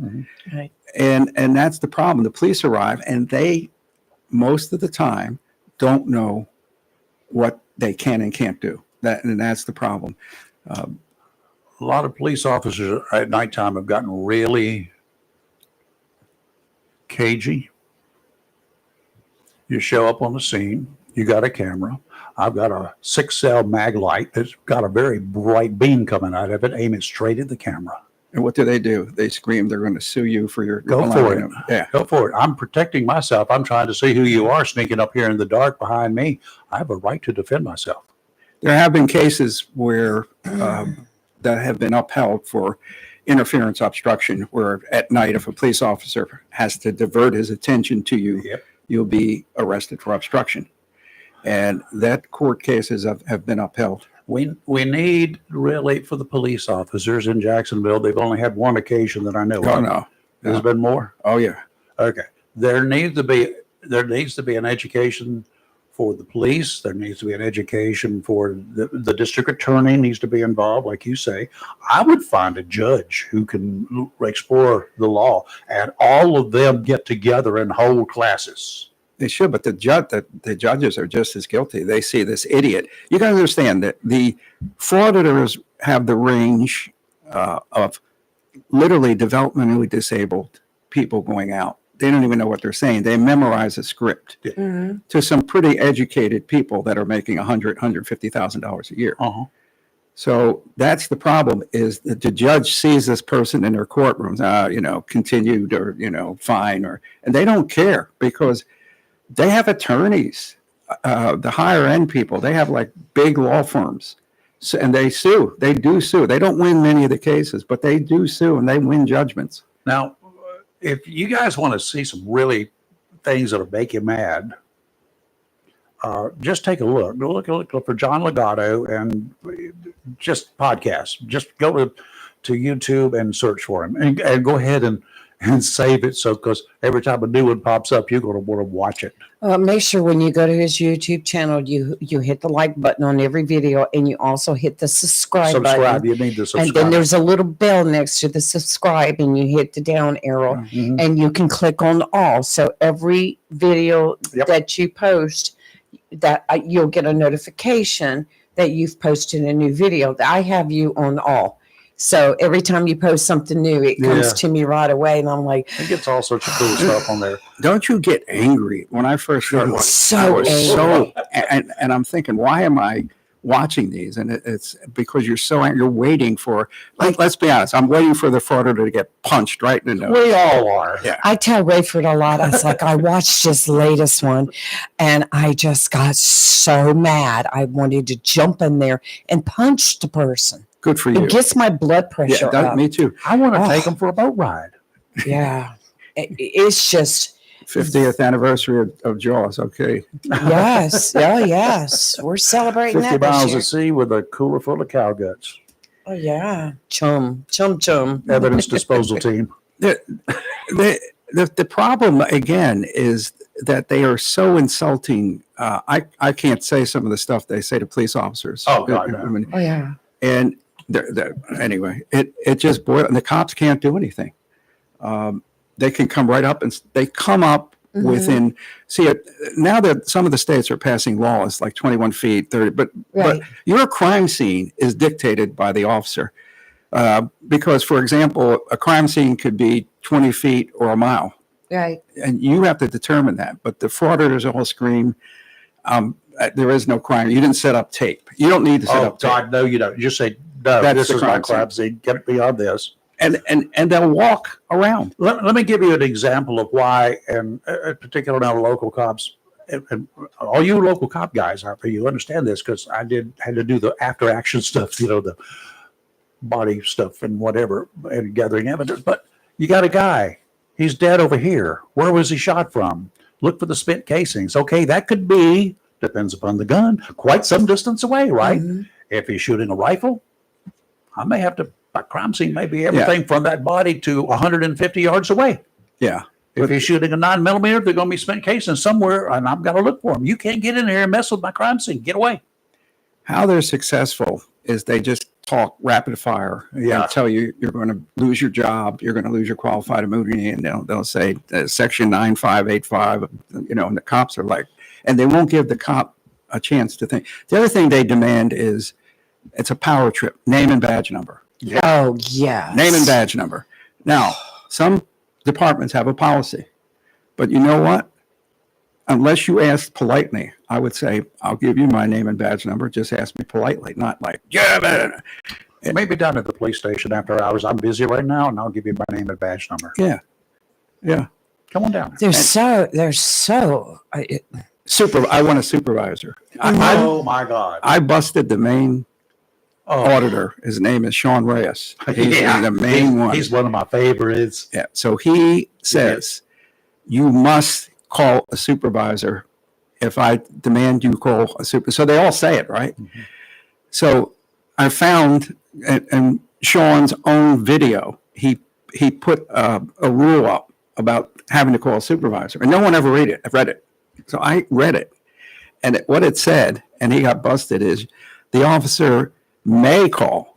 He used the word you must call. And I kept showing that so they all use it. You must call your supervisor, but they don't have to. And a lot of cops get so frightened they call their supervisor. I like the one that you use in the opening a lot of it. Call your supervisor. I'm not going to call my supervisor. I am my supervisor, and you can meet the other supervisor at the jail. Yeah. Come on down. It is frustrating, and I don't see an end. Unfortunately, I think that the poor officers, they're not trained enough in this. No. But there are certain violations. I have them written down here that they in their toolbox. Disorderly conduct. See, disorderly conduct. Oh, that's so wild. Well, yeah. So they will curse. Like one time, a video I showed, this guy was at Athens, Georgia, at a county fair, and he's using the MF word, and he said, "You can't stop me from using it." And they arrested him, and it upheld because there was children in the area. Gotta do it. Disorderly conduct. Loitering, prowling. Mhm. They never use loiter. They never. It's hard to prove. It's general. I think the verbiage is they're there at a time and place that's unusual and stuff like that. But nothing happening. There's no reason to be there. Yada yada yada. Yeah. If a guy is at, well, I could call it staking out, but if they're there and no real intended purpose of being there at that time and place, what's the reason that you're here? I'm doing nothing but watering. I'm just standing around. Well, the minute they say they're just standing around and waiting, They go they're to really close to being able to charge them with loitering. you can.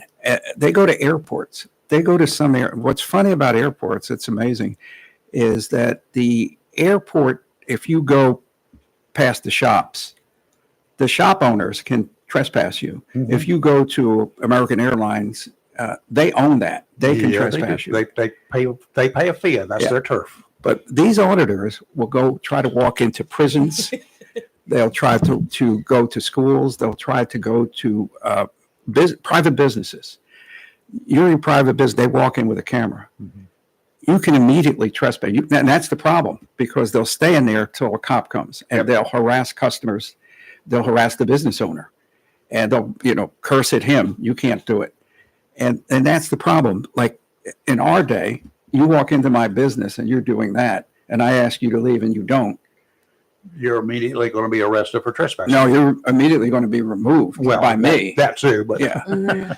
but when cops arrive on the scene, if you do not leave now, they'll tell you, then we're going to have to arrest you. I think me as a business owner, when I tell you to leave, if you do not leave at that point in time, it used to be that I would go get a warrant for your arrest, Sure. and I did not have to wait for the popo to get there. Right. Yeah, it's all And the changed. evidence is the own camera of the auditors. Yeah. Or my store cameras, surveillance, whatever. I have told you to leave and you are not leaving, then you are now committing an offense, by the way. Absolutely. Absolutely. That's the law. Absolutely. The other thing they say, which is ridiculous, they say that if a officer, if they're trespassing and an officer says, you're trespassing, I have to give you a warning. And they say, I don't have to give you my ID. Wrong. No, I know, but they all say that. You watch everything. Yeah, I don't have to give you my yeah. ID. You can say it all you want, but wrong. But There right, was- logically, if I don't give you a warning, how do I know you were warned? But in that case, sir, Mr. John Doe, that's how it's going to go down on the warrant. You're under arrest. Turn around, put your hands Yeah, on the for back. failure to ID. I'll arrest you on a John Doe warrant. Failure on to site. ID is a crime. Absolutely. So in all these car stops, they won't identify themselves. God. They will not Oh, identify. like I'm a those sovereign sovereign citizens. I don't have to do that. I'm just traveling. I'm not driving. Where did they come up with that All crap? right, that's sovereign citizens. We're talking. We've got a different run. The problem with sovereign citizens, they believe. This is so convoluted. They believe at birth. They're religious zealots, is what they are. It's not even. I don't know what it is. They believe at birth they take on a new identity, and that the government is a corporation. And as a corporation, they don't have to follow government rules. So what happens is none of them have licenses, registration. They have like licenses that are cardboard they write up. Right. And then when they get stopped, they say, I'm traveling. I'm not driving. I'm traveling. Driving means that for commercial, like you're using your vehicle. Wrong. But they have every right to speed, to have no ID, to have no registration if they're just traveling the roads. And so the cop would say, well, in Idaho, you need, I'm not in Idaho. I mean, they say ridiculous things, but they believe it. They believe they're not subjected to the government, to the authority of the government, but I guarantee you they're first in line when free checks are passed out or free food or free anything. They're first in line. Well, you know, And the government's passing out stuff. This thing about I'm not rolling my window down to talk to you. I'm not Yeah. giving you anything. I'm not telling you who I am. I know I do not. I'm not required to do that. You're required to roll your window down and give me your ID. No, I do not have to do that. I do not. I'm glad to see. The window breaking. Oh. The window breaking. Oh yeah, that is such a great sound and a great move. And they all do it a different way. And the police are now they're getting the word. Yeah. And I think shows like yours, one thing is telling them, listen, go back and see your bosses. This is what we can do. Ask your bosses, officers, ask your bosses who can ask the county or city attorney, what can I do when he refuses to give me his ID? How many times did they warn him? How many times? For Too many. 15, 20 minutes, they'll repeat. Too much talk. Just That's absolutely. My guy. That's the greatest thing in the world. There's just too much talk. There is. Don't argue with a man. Just what upsets me, like on a lot of your videos, is when the law enforcement's called out there and they're trying to talk to the subjects that are actually involved with the call. And you've got some frauditor standing behind the cop and he's videotaping and he's trying to interject, Giving them legal which advice. is getting some of the subjects that are actually involved in the situation upset. And the officer is having to constantly tell the frauditor, back off, blah, blah, blah. And it gets to the point that I'm just like, just throw him to the ground, mace him, throw the cuffs on him, throw him in the Lay the back of the blue. car, That's a, drive him to the bridge and kick him out. I she mean, armed. oh, Not God. right now. Isn't it frustrating? It's so frustrating Yeah. that it ties up so much of the law enforcement's time and efforts and is taken away from the real reason why they were called out there. Cops are there as peace officers. They're there to prevent crimes, to keep the peace and all that sort of good stuff. That's the whole idea. Well, If you've got to arrest a whole bunch of people, then there's something wrong. yeah. And it should be ask, tell, do. You know what I mean? But they go on. This one, I think, 2 days ago, they went on for the frauditor was so gifted. Now he was an idiot. And continuing the conversation, they finished the traffic stop. The cops walked away, and he is still babbling. And they asked questions, and the cop hears. Well, the guy said, who do I go to pay this? He came back for another 10 minutes, walked away again, and the guys babbled. So he came back. And it's a trap. These cops need to just cut the conversation off. Mhm. You're getting a ticket for this, whatever they need to read, they have a little speech to read. End of story. Ed Brown was a patrol sergeant at this time back in the 1970s. Okay. Do you know Ed? Yeah. You know him. Yeah. Right? Ed's was a good guy. He was a powerful cop, street cop, a real powerful street cop. I had a guy under arrest, had him inside. He was belligerent, didn't want to be arrested downtown, typical thing, and had him inside and talking to him, and he calmed down. And I said, okay, now I filled out my paperwork here. We got to go. We're going to jail. No, I'm not going. I'm just a young, stupid guy. Me. And I said, no. And I argued with him. He said, I don't have to go to jail. I'm not going to jail. My God, I'm not going to jail. I'm drunk. I'm not going to jail. I get in a lot of trouble back in the base. I'm not going to jail. I said, just make this easy. I mean, what am I going to do? Beat him down? No. Ed Brown walks by and he listens for a minute. And he reaches down. And he said, what's going on? I said, well, he's under arrest for whatever it was. And he said, he's not going to jail and he don't want to go.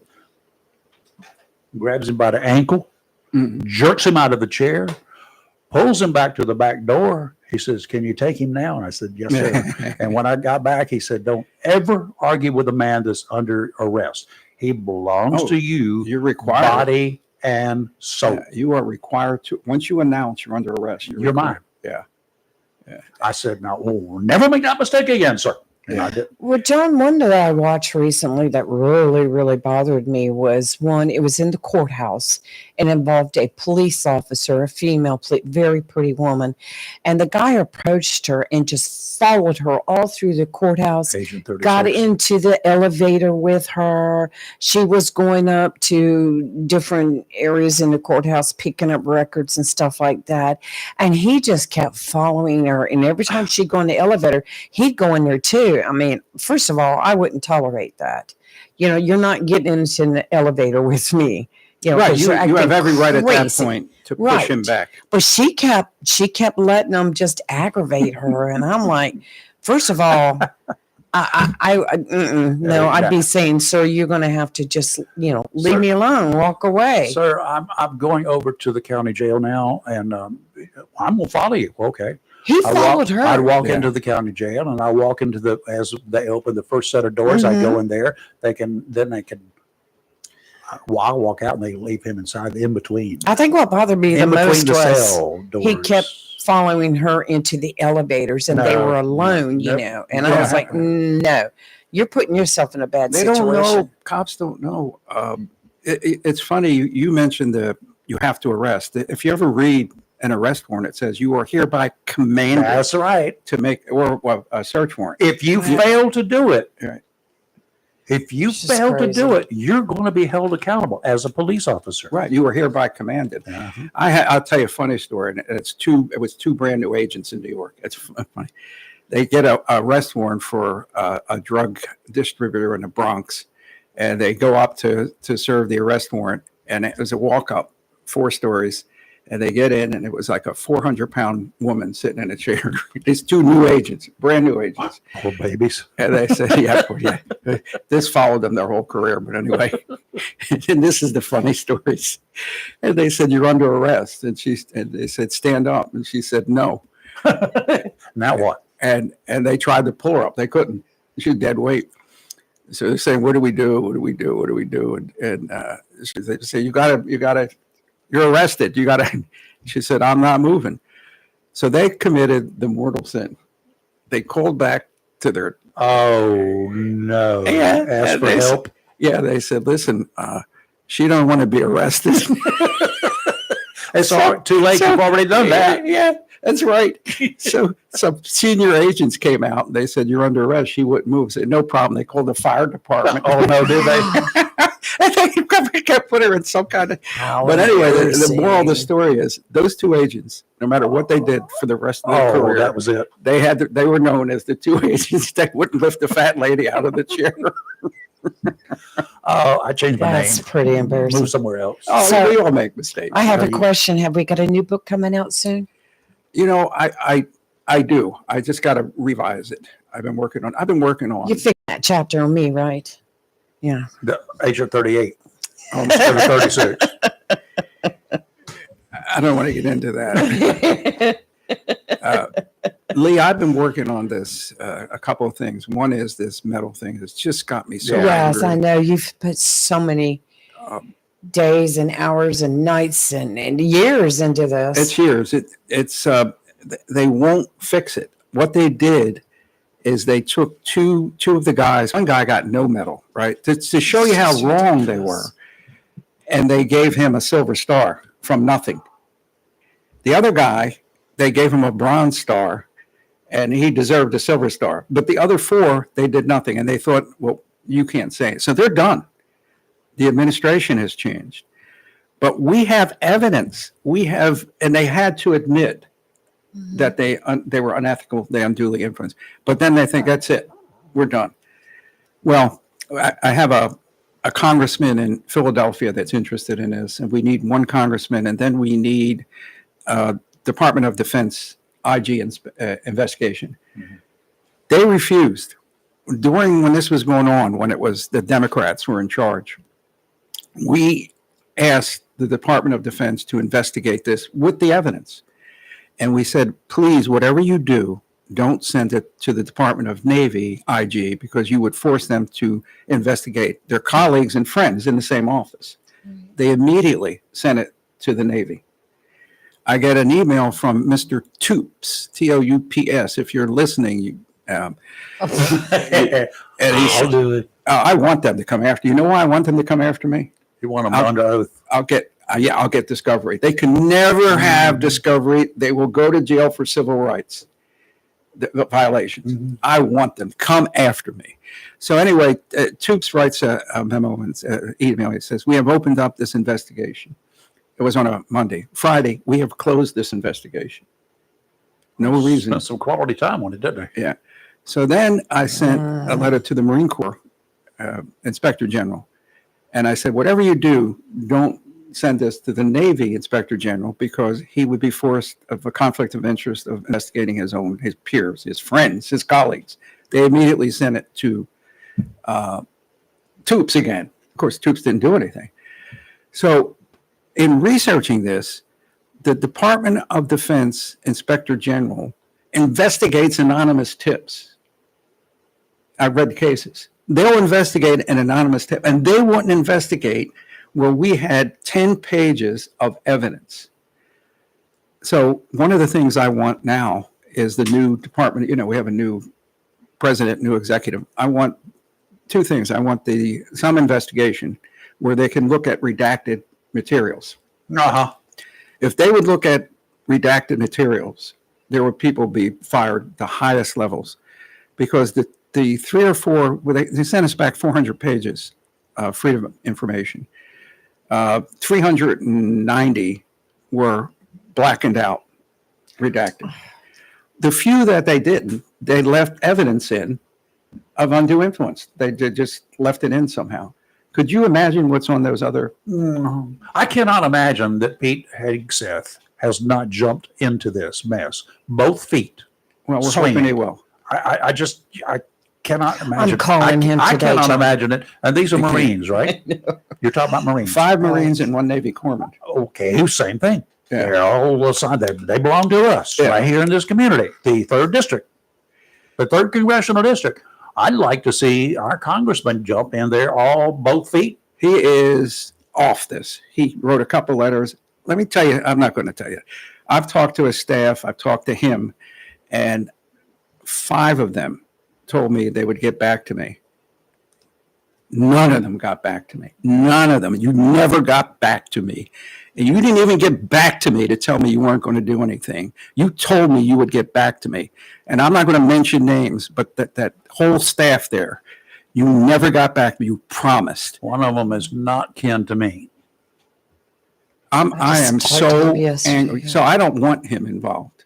Hey, you know what? Now that Tom has announced that he's not running for re-election, maybe it's a good time to get him to kick up some dirt. He would probably do it. He's on his way out. He He's a doesn't little care. disenfranchised with the whole system Oh, at yeah. this point in time. Uh-huh. But maybe when I chat with him, we'll see. What are you going to say? You told me that. I'm just so angry at that, because as an Yeah. agent, when I would say I'd get back to you, even if I had to tell you That's the thing. even if I told you I had bad news, they could have got back to me and said, we're not looking into this. And I'd say, okay. But the whole leadership issue, the whole responsibility to your constituents, Well, you they- never got back to me, and you got back to me. The guy at the local office never got back to me. We'll personally be seeing him in about 10 days. Who? Great. 24th, I think it is. Yep. Uh-huh. Yeah. Maybe John should show up. Maybe I don't want John should- anything, I'm afraid he'll sabotage it. I really am. I don't know. I know Greg. I had dinner with him and his wife. He called me a friend on Facebook. I liked him. I just think he's burnt out or something. I really do. He's depending too much. And I'll say this, I'll go on the record. He's depending too much on his staff, and his staff doesn't have his best interest. He's in a cocoon. But I like Greg Murphy. So I can't understand why you didn't get back to me when you said you'd get back to me. We were friends. I've said too much now. This will be replayed all day long and for a long time to come. So getting back to the book, what's your story going to be about? Have you started it yet? Yeah.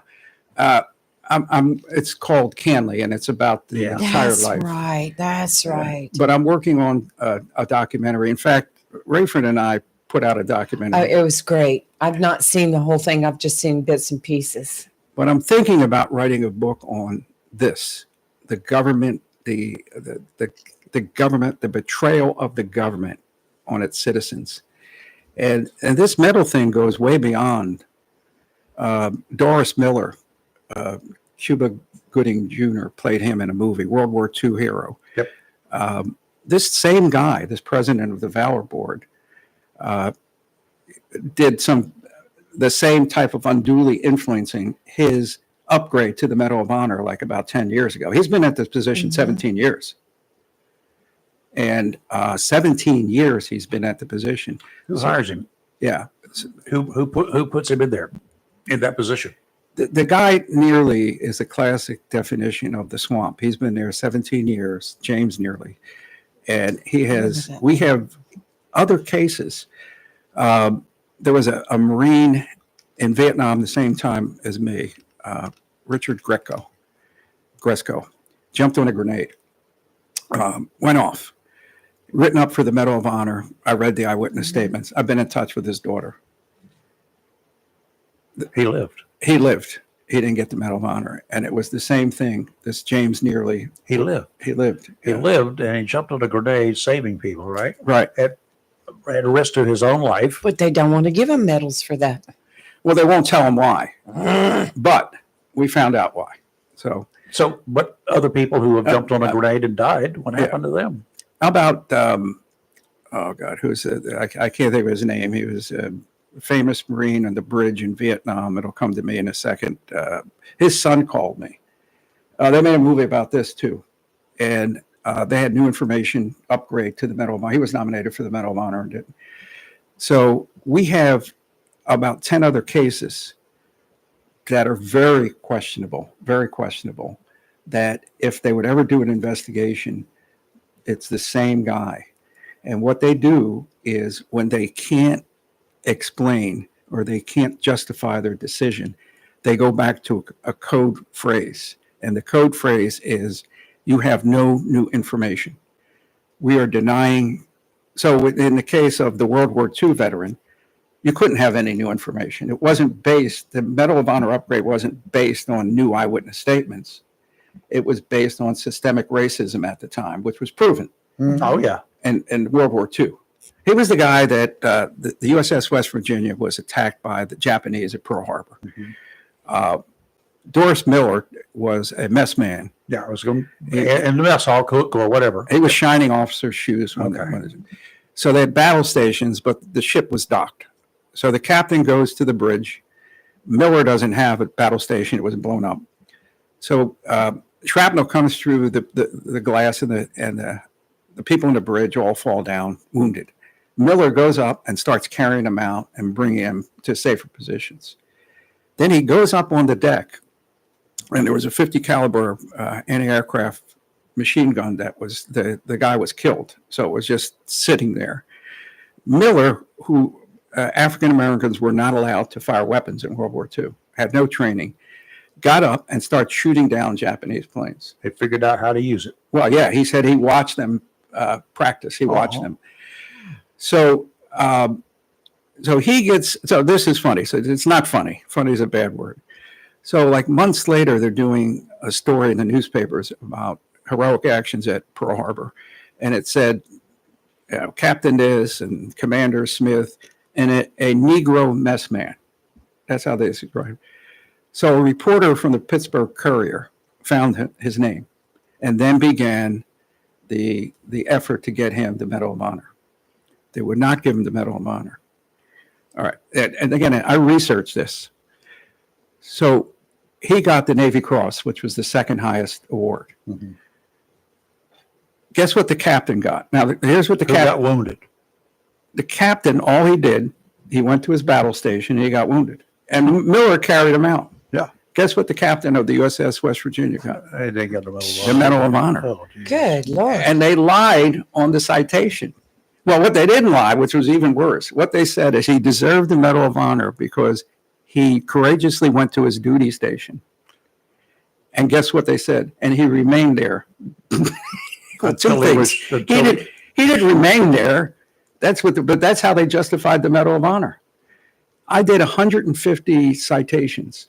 I sent them to the headquarters, commissioned officers, and you know General Boomer, Walt Boomer. I know who he is. Yeah.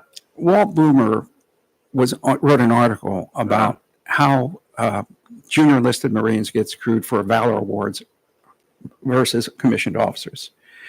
So what I found in reading citations of basically majors and above in Vietnam, this is all Vietnam, I found 150 citations for valor, Silver Stars, Navy Crosses, with no valor. There's no valor. What they got valor awards for was for inspiring, directing the men, encouraging, but no kinetic energy like carrying wounded or charging a machine. None. You know what the Navy said? They wrote back. Commissioned officers deserve valor awards for inspiring and, ready for this one, exposing themselves to enemy fire. You mean standing behind everybody else? But everybody expect, Yeah, I knew that. I have this in writing. If you start looking, what happened is you just read it and you think, oh, this major deserves this valor award because it says it has all these flowery words, expose themselves. But then you start reading, he directed his men into positions to engage the enemy. Well, who's engaging the enemy? He said hit battle stations, right? He hit the button that says, "Oh man, your battle stations," right? Yeah. What he did? Yeah. It's a national disgrace. I have had people tell me that, and no confirmation, secondhand, that like in war zones, officers will in the rear area will drive up near the front, shoot their weapons, go back and write themselves up for combat action ribbons. Yeah. I had one tell me that in the rear area, a hatch of a Humvee or something dropped on this major's hands, and they wrote him up for a Silver Star and a Purple Heart. He didn't get it, but this is the type of stuff that's going on. Get a splinter, you get a Purple Heart. Listen, I have 150 citations where there's not one valor action, but then I have the Navy commenting that they deserve. What a contradiction between this and what Miller did, what this and what Miller did, and Conley. Okay, yeah. All of this stuff. What a contradiction. It's the same people. It's an insult. It's an insult. But you go look, if you listening out there, you go to some citations of officers above the rank of captain in any war. Well, maybe not World War II or Korea, I don't know, but Vietnam, go. And you'll be hard bent to find any valor. And the Navy admitted this in writing, that they deserve a high-ranking valor award for inspiring and exposing themselves to enemy fire. Speaking of such, no, I have. Is there any latest word? Do you know of any knowledge on where the Medal of Honor for Major Capers stands right now? I don't. I'm in touch with Bill Gorian and Major General Williams, who are, I don't know, the last I heard is there was some newspaper article, but I have not. Yeah, there was one, yes. I'm I not. saw that a couple of weeks back. Yes. And they're helping me on this. Once this thing goes to, they're going to help me, the two of them. Once it hits the fan. I'm hoping it soon. Mm-hmm. Well, good. So you got good things doing? Wife is doing fine? She's doing fine now. Good.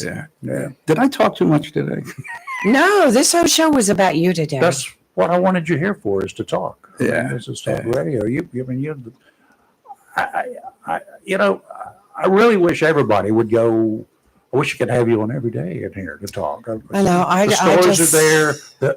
The information that you have, first-hand information. First of all, I'm not sure who this Navy group thinks that they are, and who they're dealing with. Do they not understand that you've got about 1 million years uncovering criminal acts? Well, we inside did. the freaking mob. We did. Listen. They admitted this is the first time ever. I defy anybody to go research this. It's the first time ever the Navy admitted that the president of their Valor Board unduly influenced the Valor Board. That is, to me, front page news. I know, I don't get it. And nothing's happening. I just don't get it. We require to investigate. We demand. The last thing, and nothing's probably going to come. We are going to take Sergeant Major Eddie Neese, who was a Lance Corporal with me in Vietnam, and if all else fails and they won't listen to us and it goes nowhere, we're going to the front gates of the White House and we're taking all his clothes off naked and we're going to chain him to the. I'm just kidding, but that's the last resort. When are you going? We're not doing that. I'm just kidding. I'm just kidding. I want to see this. You're going to get some news one way or the other, aren't you? If you saw Eddie Neese, him naked would get results. I got some chain that's really tough to cut with it. No, I'm not. Listen, I'm going on around. I'm just having fun. Well, sometimes and I understand your frustrations because you want to do something, and sooner or later you got to resort to whatever level that you're comfortable with. I just don't get it. I mean, our military is the backbone of the country, and we just don't take the care that we need to honor them. Some of the things we found in this whole medal thing with the 6 Way City vets, some of the people judging didn't know it was a 31-day battle because they were. Guess what? They weren't born yet. Oh God, yeah. Think about that. They weren't born yet. 1968, not born. So some of the confusion was, well, wait a minute. That date, he already talked about valor on that date. He didn't realize it was a 30. We have other little tidbits that they were totally confused. Students of history, especially military history, should be the only ones that should be in that kind of a position. They should understand actually what we were going through, what you guys were going through up there for 31 days. 30 days, 31 days. 31 days. Yeah, I only made 23. I missed the ending of the play. Mm. And some of the people they insulted were, they accused the Medal of Honor recipient of falsifying documents, a major general, Marine major general, and others. What they said was this, that the medals proposed, that the package that Medal of Honor recipient Canley put in for the 6 Way City vets were in return for them writing eyewitness statements for his Medal of Honor. And then they put quid pro quo. Who were they to say that? This James Nearly. They didn't say, I got a memo. I could say this. I got a memo. They didn't say possibly quid pro quo. They didn't say could be. That's almost verbatim. He wrote a memo to his boss saying this package that Sergeant Major Canley put in for his Marines was in return for their eyewitness statements for his Medal of Honor, quid pro quo. Oh, wait, one last thing of proof. They come back and say, you can't appeal back to the original Valor Board, but we got this thing called the Navy Board of Correction, founded in 1947. Its only job is to fix errors and injustices. That's your only appeal that you anybody listening to this that put in for Valor Awards and you got rejected and you went to the Navy Board of Correction. Here's what we found out. We have it in writing. We have an official letterhead. So James Nearly, 8 months before, James Nearly was the one that wrote the quid pro quo. Right. 8 months before the Navy Board of Correction met on the appeal, he writes an official letter on letterhead to the president of the Navy Board of Correction, Joseph Nicosia. The guy who denied the award. Yeah. The guy who originally denied the award. He writes. So he said, you should deny it too? He writes a letter to the head of the Navy Board of Correction, who's supposed to be independent. Right. And separate and unbiased. 8 months before they met. And he says, I strongly recommend you deny petitioners all appeal.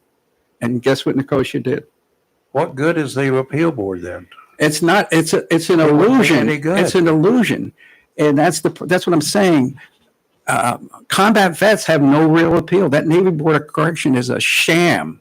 And that letter proves it, doesn't it? Am I missing something here? No. Yes. Perfect. And then here's the deal. You ready for this? The irony is, The Navy Board of Correction has no ability or authority to change it. They That's only, what they're there for, isn't it? well, no, but they can say, we agree with the appeal, but they have no authority to change it. Guess what they do? They send a recommendation. That's all they have. Guess who they send the recommendation to? Back to, Back to James Nearly, which puts him in a position of having to overrule himself. which is not going to happen. It's not going to The happen. system not. needs to be First of all, fixed. He addressed the letter to Mr. Nicosia as, "Hey, Nick." Mhm. Oh, hey, bud, I remember I'll you- meet you for drinks after work. This is in writing. Uh, Does anybody care out there with this evidence? You got a great case. You built a great case. Yeah, you know what really bothers me too is, we listen to the ones that you're telling us about what you're trying to do to help. How many others are there out there that deserve this honor but have never been recognized? People don't even know about them. They've probably passed on since then. We have a broken system when It's it the comes system's to broken. right. Here's what they're fearful of, and that's a good point. They are petrified that if this thing blows, it's going to be a Pandora's box. Because, and I'm not saying everybody that got rejected, a lot of people they didn't deserve it, they didn't deserve, whatever. But there are a lot of people. This system's corrupt. I use the word corrupt. And we could prove it, right? Mm-hmm. There are a lot of people that did get unduly influenced their Valor Award for whatever reason. Right. But this James Nearly has been there 17 years. Time to go, bud. Time to go. See you. He's still there. Fired. He's still there. Wow. And then the Assistant Secretary of the Navy, Franklin, we wrote him a letter before they decided on the appeal or something. And we said, whatever you do not involve James Nearly. So they said to us, we're going to have a new board, but we're not going to let James Nearly do it. But the two other heads of Valor were Nicosia and Jeffrey Reel. Oh, buddies. They're his buddy. They participated. Mhm. So Nicosia was the one that got a letter from Nearly saying to deny, and he did. We have proof. We have further proof of the corruption. And I don't want to get it. It gets So that article's going to come out this month, hopefully. It said, if it doesn't come out, I don't know what we do, but it's a year and a half supposed to come out. New York Times, or I don't know what, maybe not the New York Times, but some publication. Highly respected publication. Good. I think I know which one. Very good. Very good. I'm even afraid to say it. Don't say it. Don't now. say it. Don't say it now. All right, it's the Washington Times. Oh, By the way, I wrote about 7 articles for the Washington Times. Very conservative newspaper. Yeah. I follow them, but I don't. I've gotten lately where I just don't read a lot of. I would hope that what would be great newspapers. is if all of the people out there who read it once it comes out and they see it online, Mhm. they'll just take it, copy that link, and send it to everybody that you know, including all of the idiots in charge in D.C. and your congressman. We have a Nah. petition now at change.org. Could you find that? I don't know Sure. what put Change Nearly change.org because it'll pop up. James Early. Near NIERLE. All right. And anyway, we do have a petition. It's not, nobody's signing it, so we can All right. if we can find it. If not, Yep, I got it right here. All Nobody's right. we signing it. didn't get like I don't know 100 signatures. James Neary, South Windsor Town Constable, Connecticut. no. That's not the right one. We got more than one. All right. Put change.org nearly NIERLE. It should come up. But anyway, We'll I find could it. come back. I can give it to you later. Okay. Well, Yep. we need. Yeah. Okay. Yeah, we'll do I'll be it. anxious to see the report, the story, and matter of fact, when that story is popping, you in here, and we'll call the reporter. Yeah, I don't know. He would probably do good. I think so. Just Yeah. talk to him about it in advance. I would just like to talk to him. Oh, Tell I him I lean a little bit to the right of Attila the Hun. Yeah. It's okay. It's We just got to change that.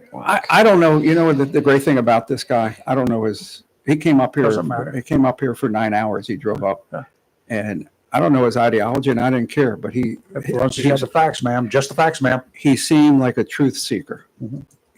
He people should be pissed at this. Nobody's pissed. We got to reach the right group of people. Mm-hmm. Yeah. All right. I've took. I You got appreciate any? You got any duct tape? it. Yeah. I want to put it right But here. Lori will hurt you if you try it. No, I'm talking about put it Oh, over you. your mouth. No, I that's just all get you all brush that worked off. up after he's been in here between the frauditors and between what our military men are not getting The with it. frauditors are they're just somebody who wants to pop somebody. What this other stuff is at higher levels that the frauditors are just, that and sovereign citizens, whap, whap, done. That I can deal with. But you know, if you're listening to this and you're in a position to help, and you don't, there are people probably listening that can do something. You get in touch with Rayford. You know, We'll get you all together. if what I'm saying is even half true, you should be angry. I am so angry at our bureaucrats. Let me just put you, if you're questioning whether John has got the truth, there, John, he took things as a federal agent. I mean, you're trained by the best, right?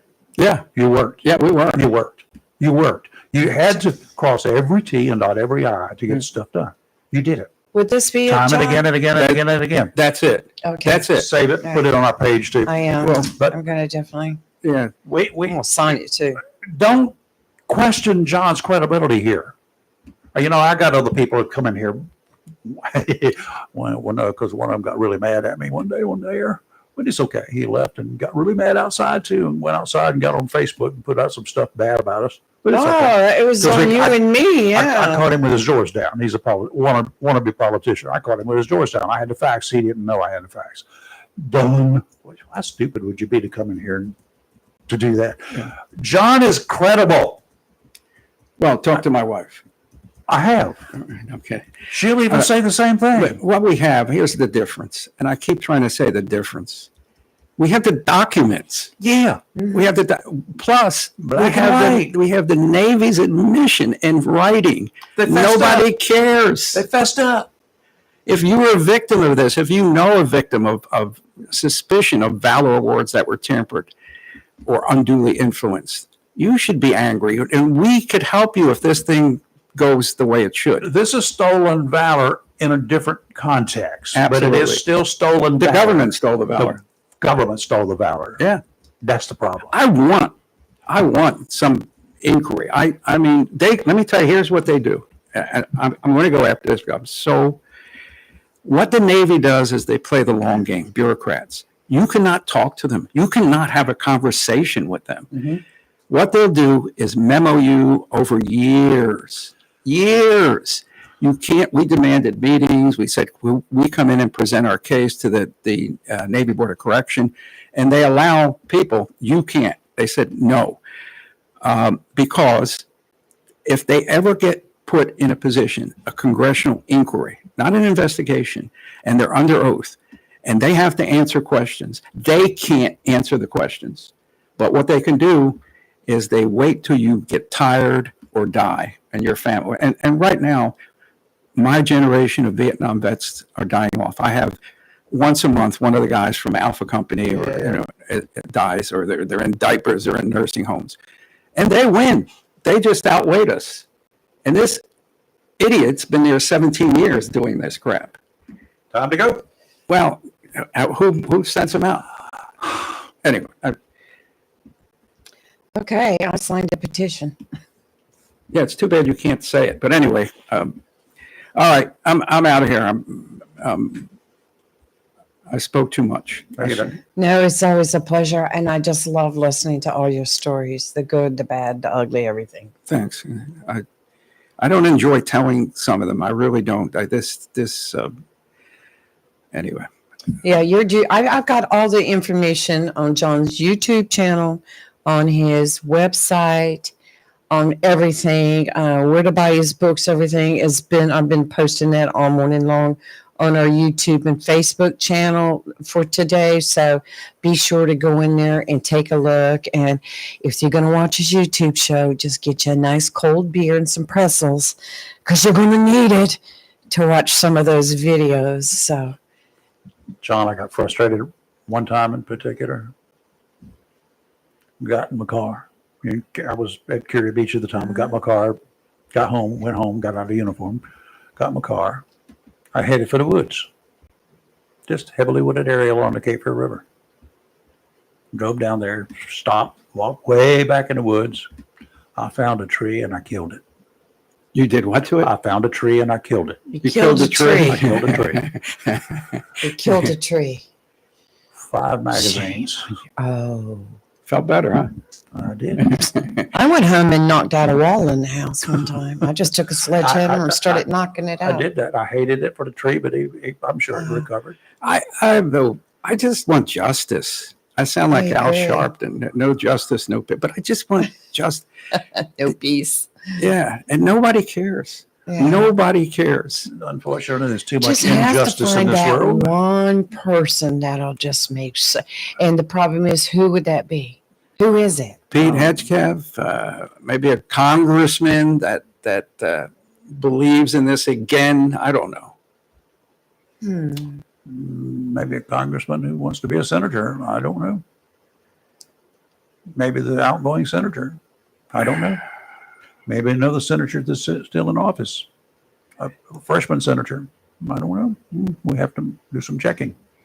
Well, it's just that it's like, John, you shouldn't have to go through all this. No, should not have to. Should not have to. And this is very, very important. I mean, it was important enough, military is important enough that Congress just worked into getting them more money in the budget because and rebuilding the military.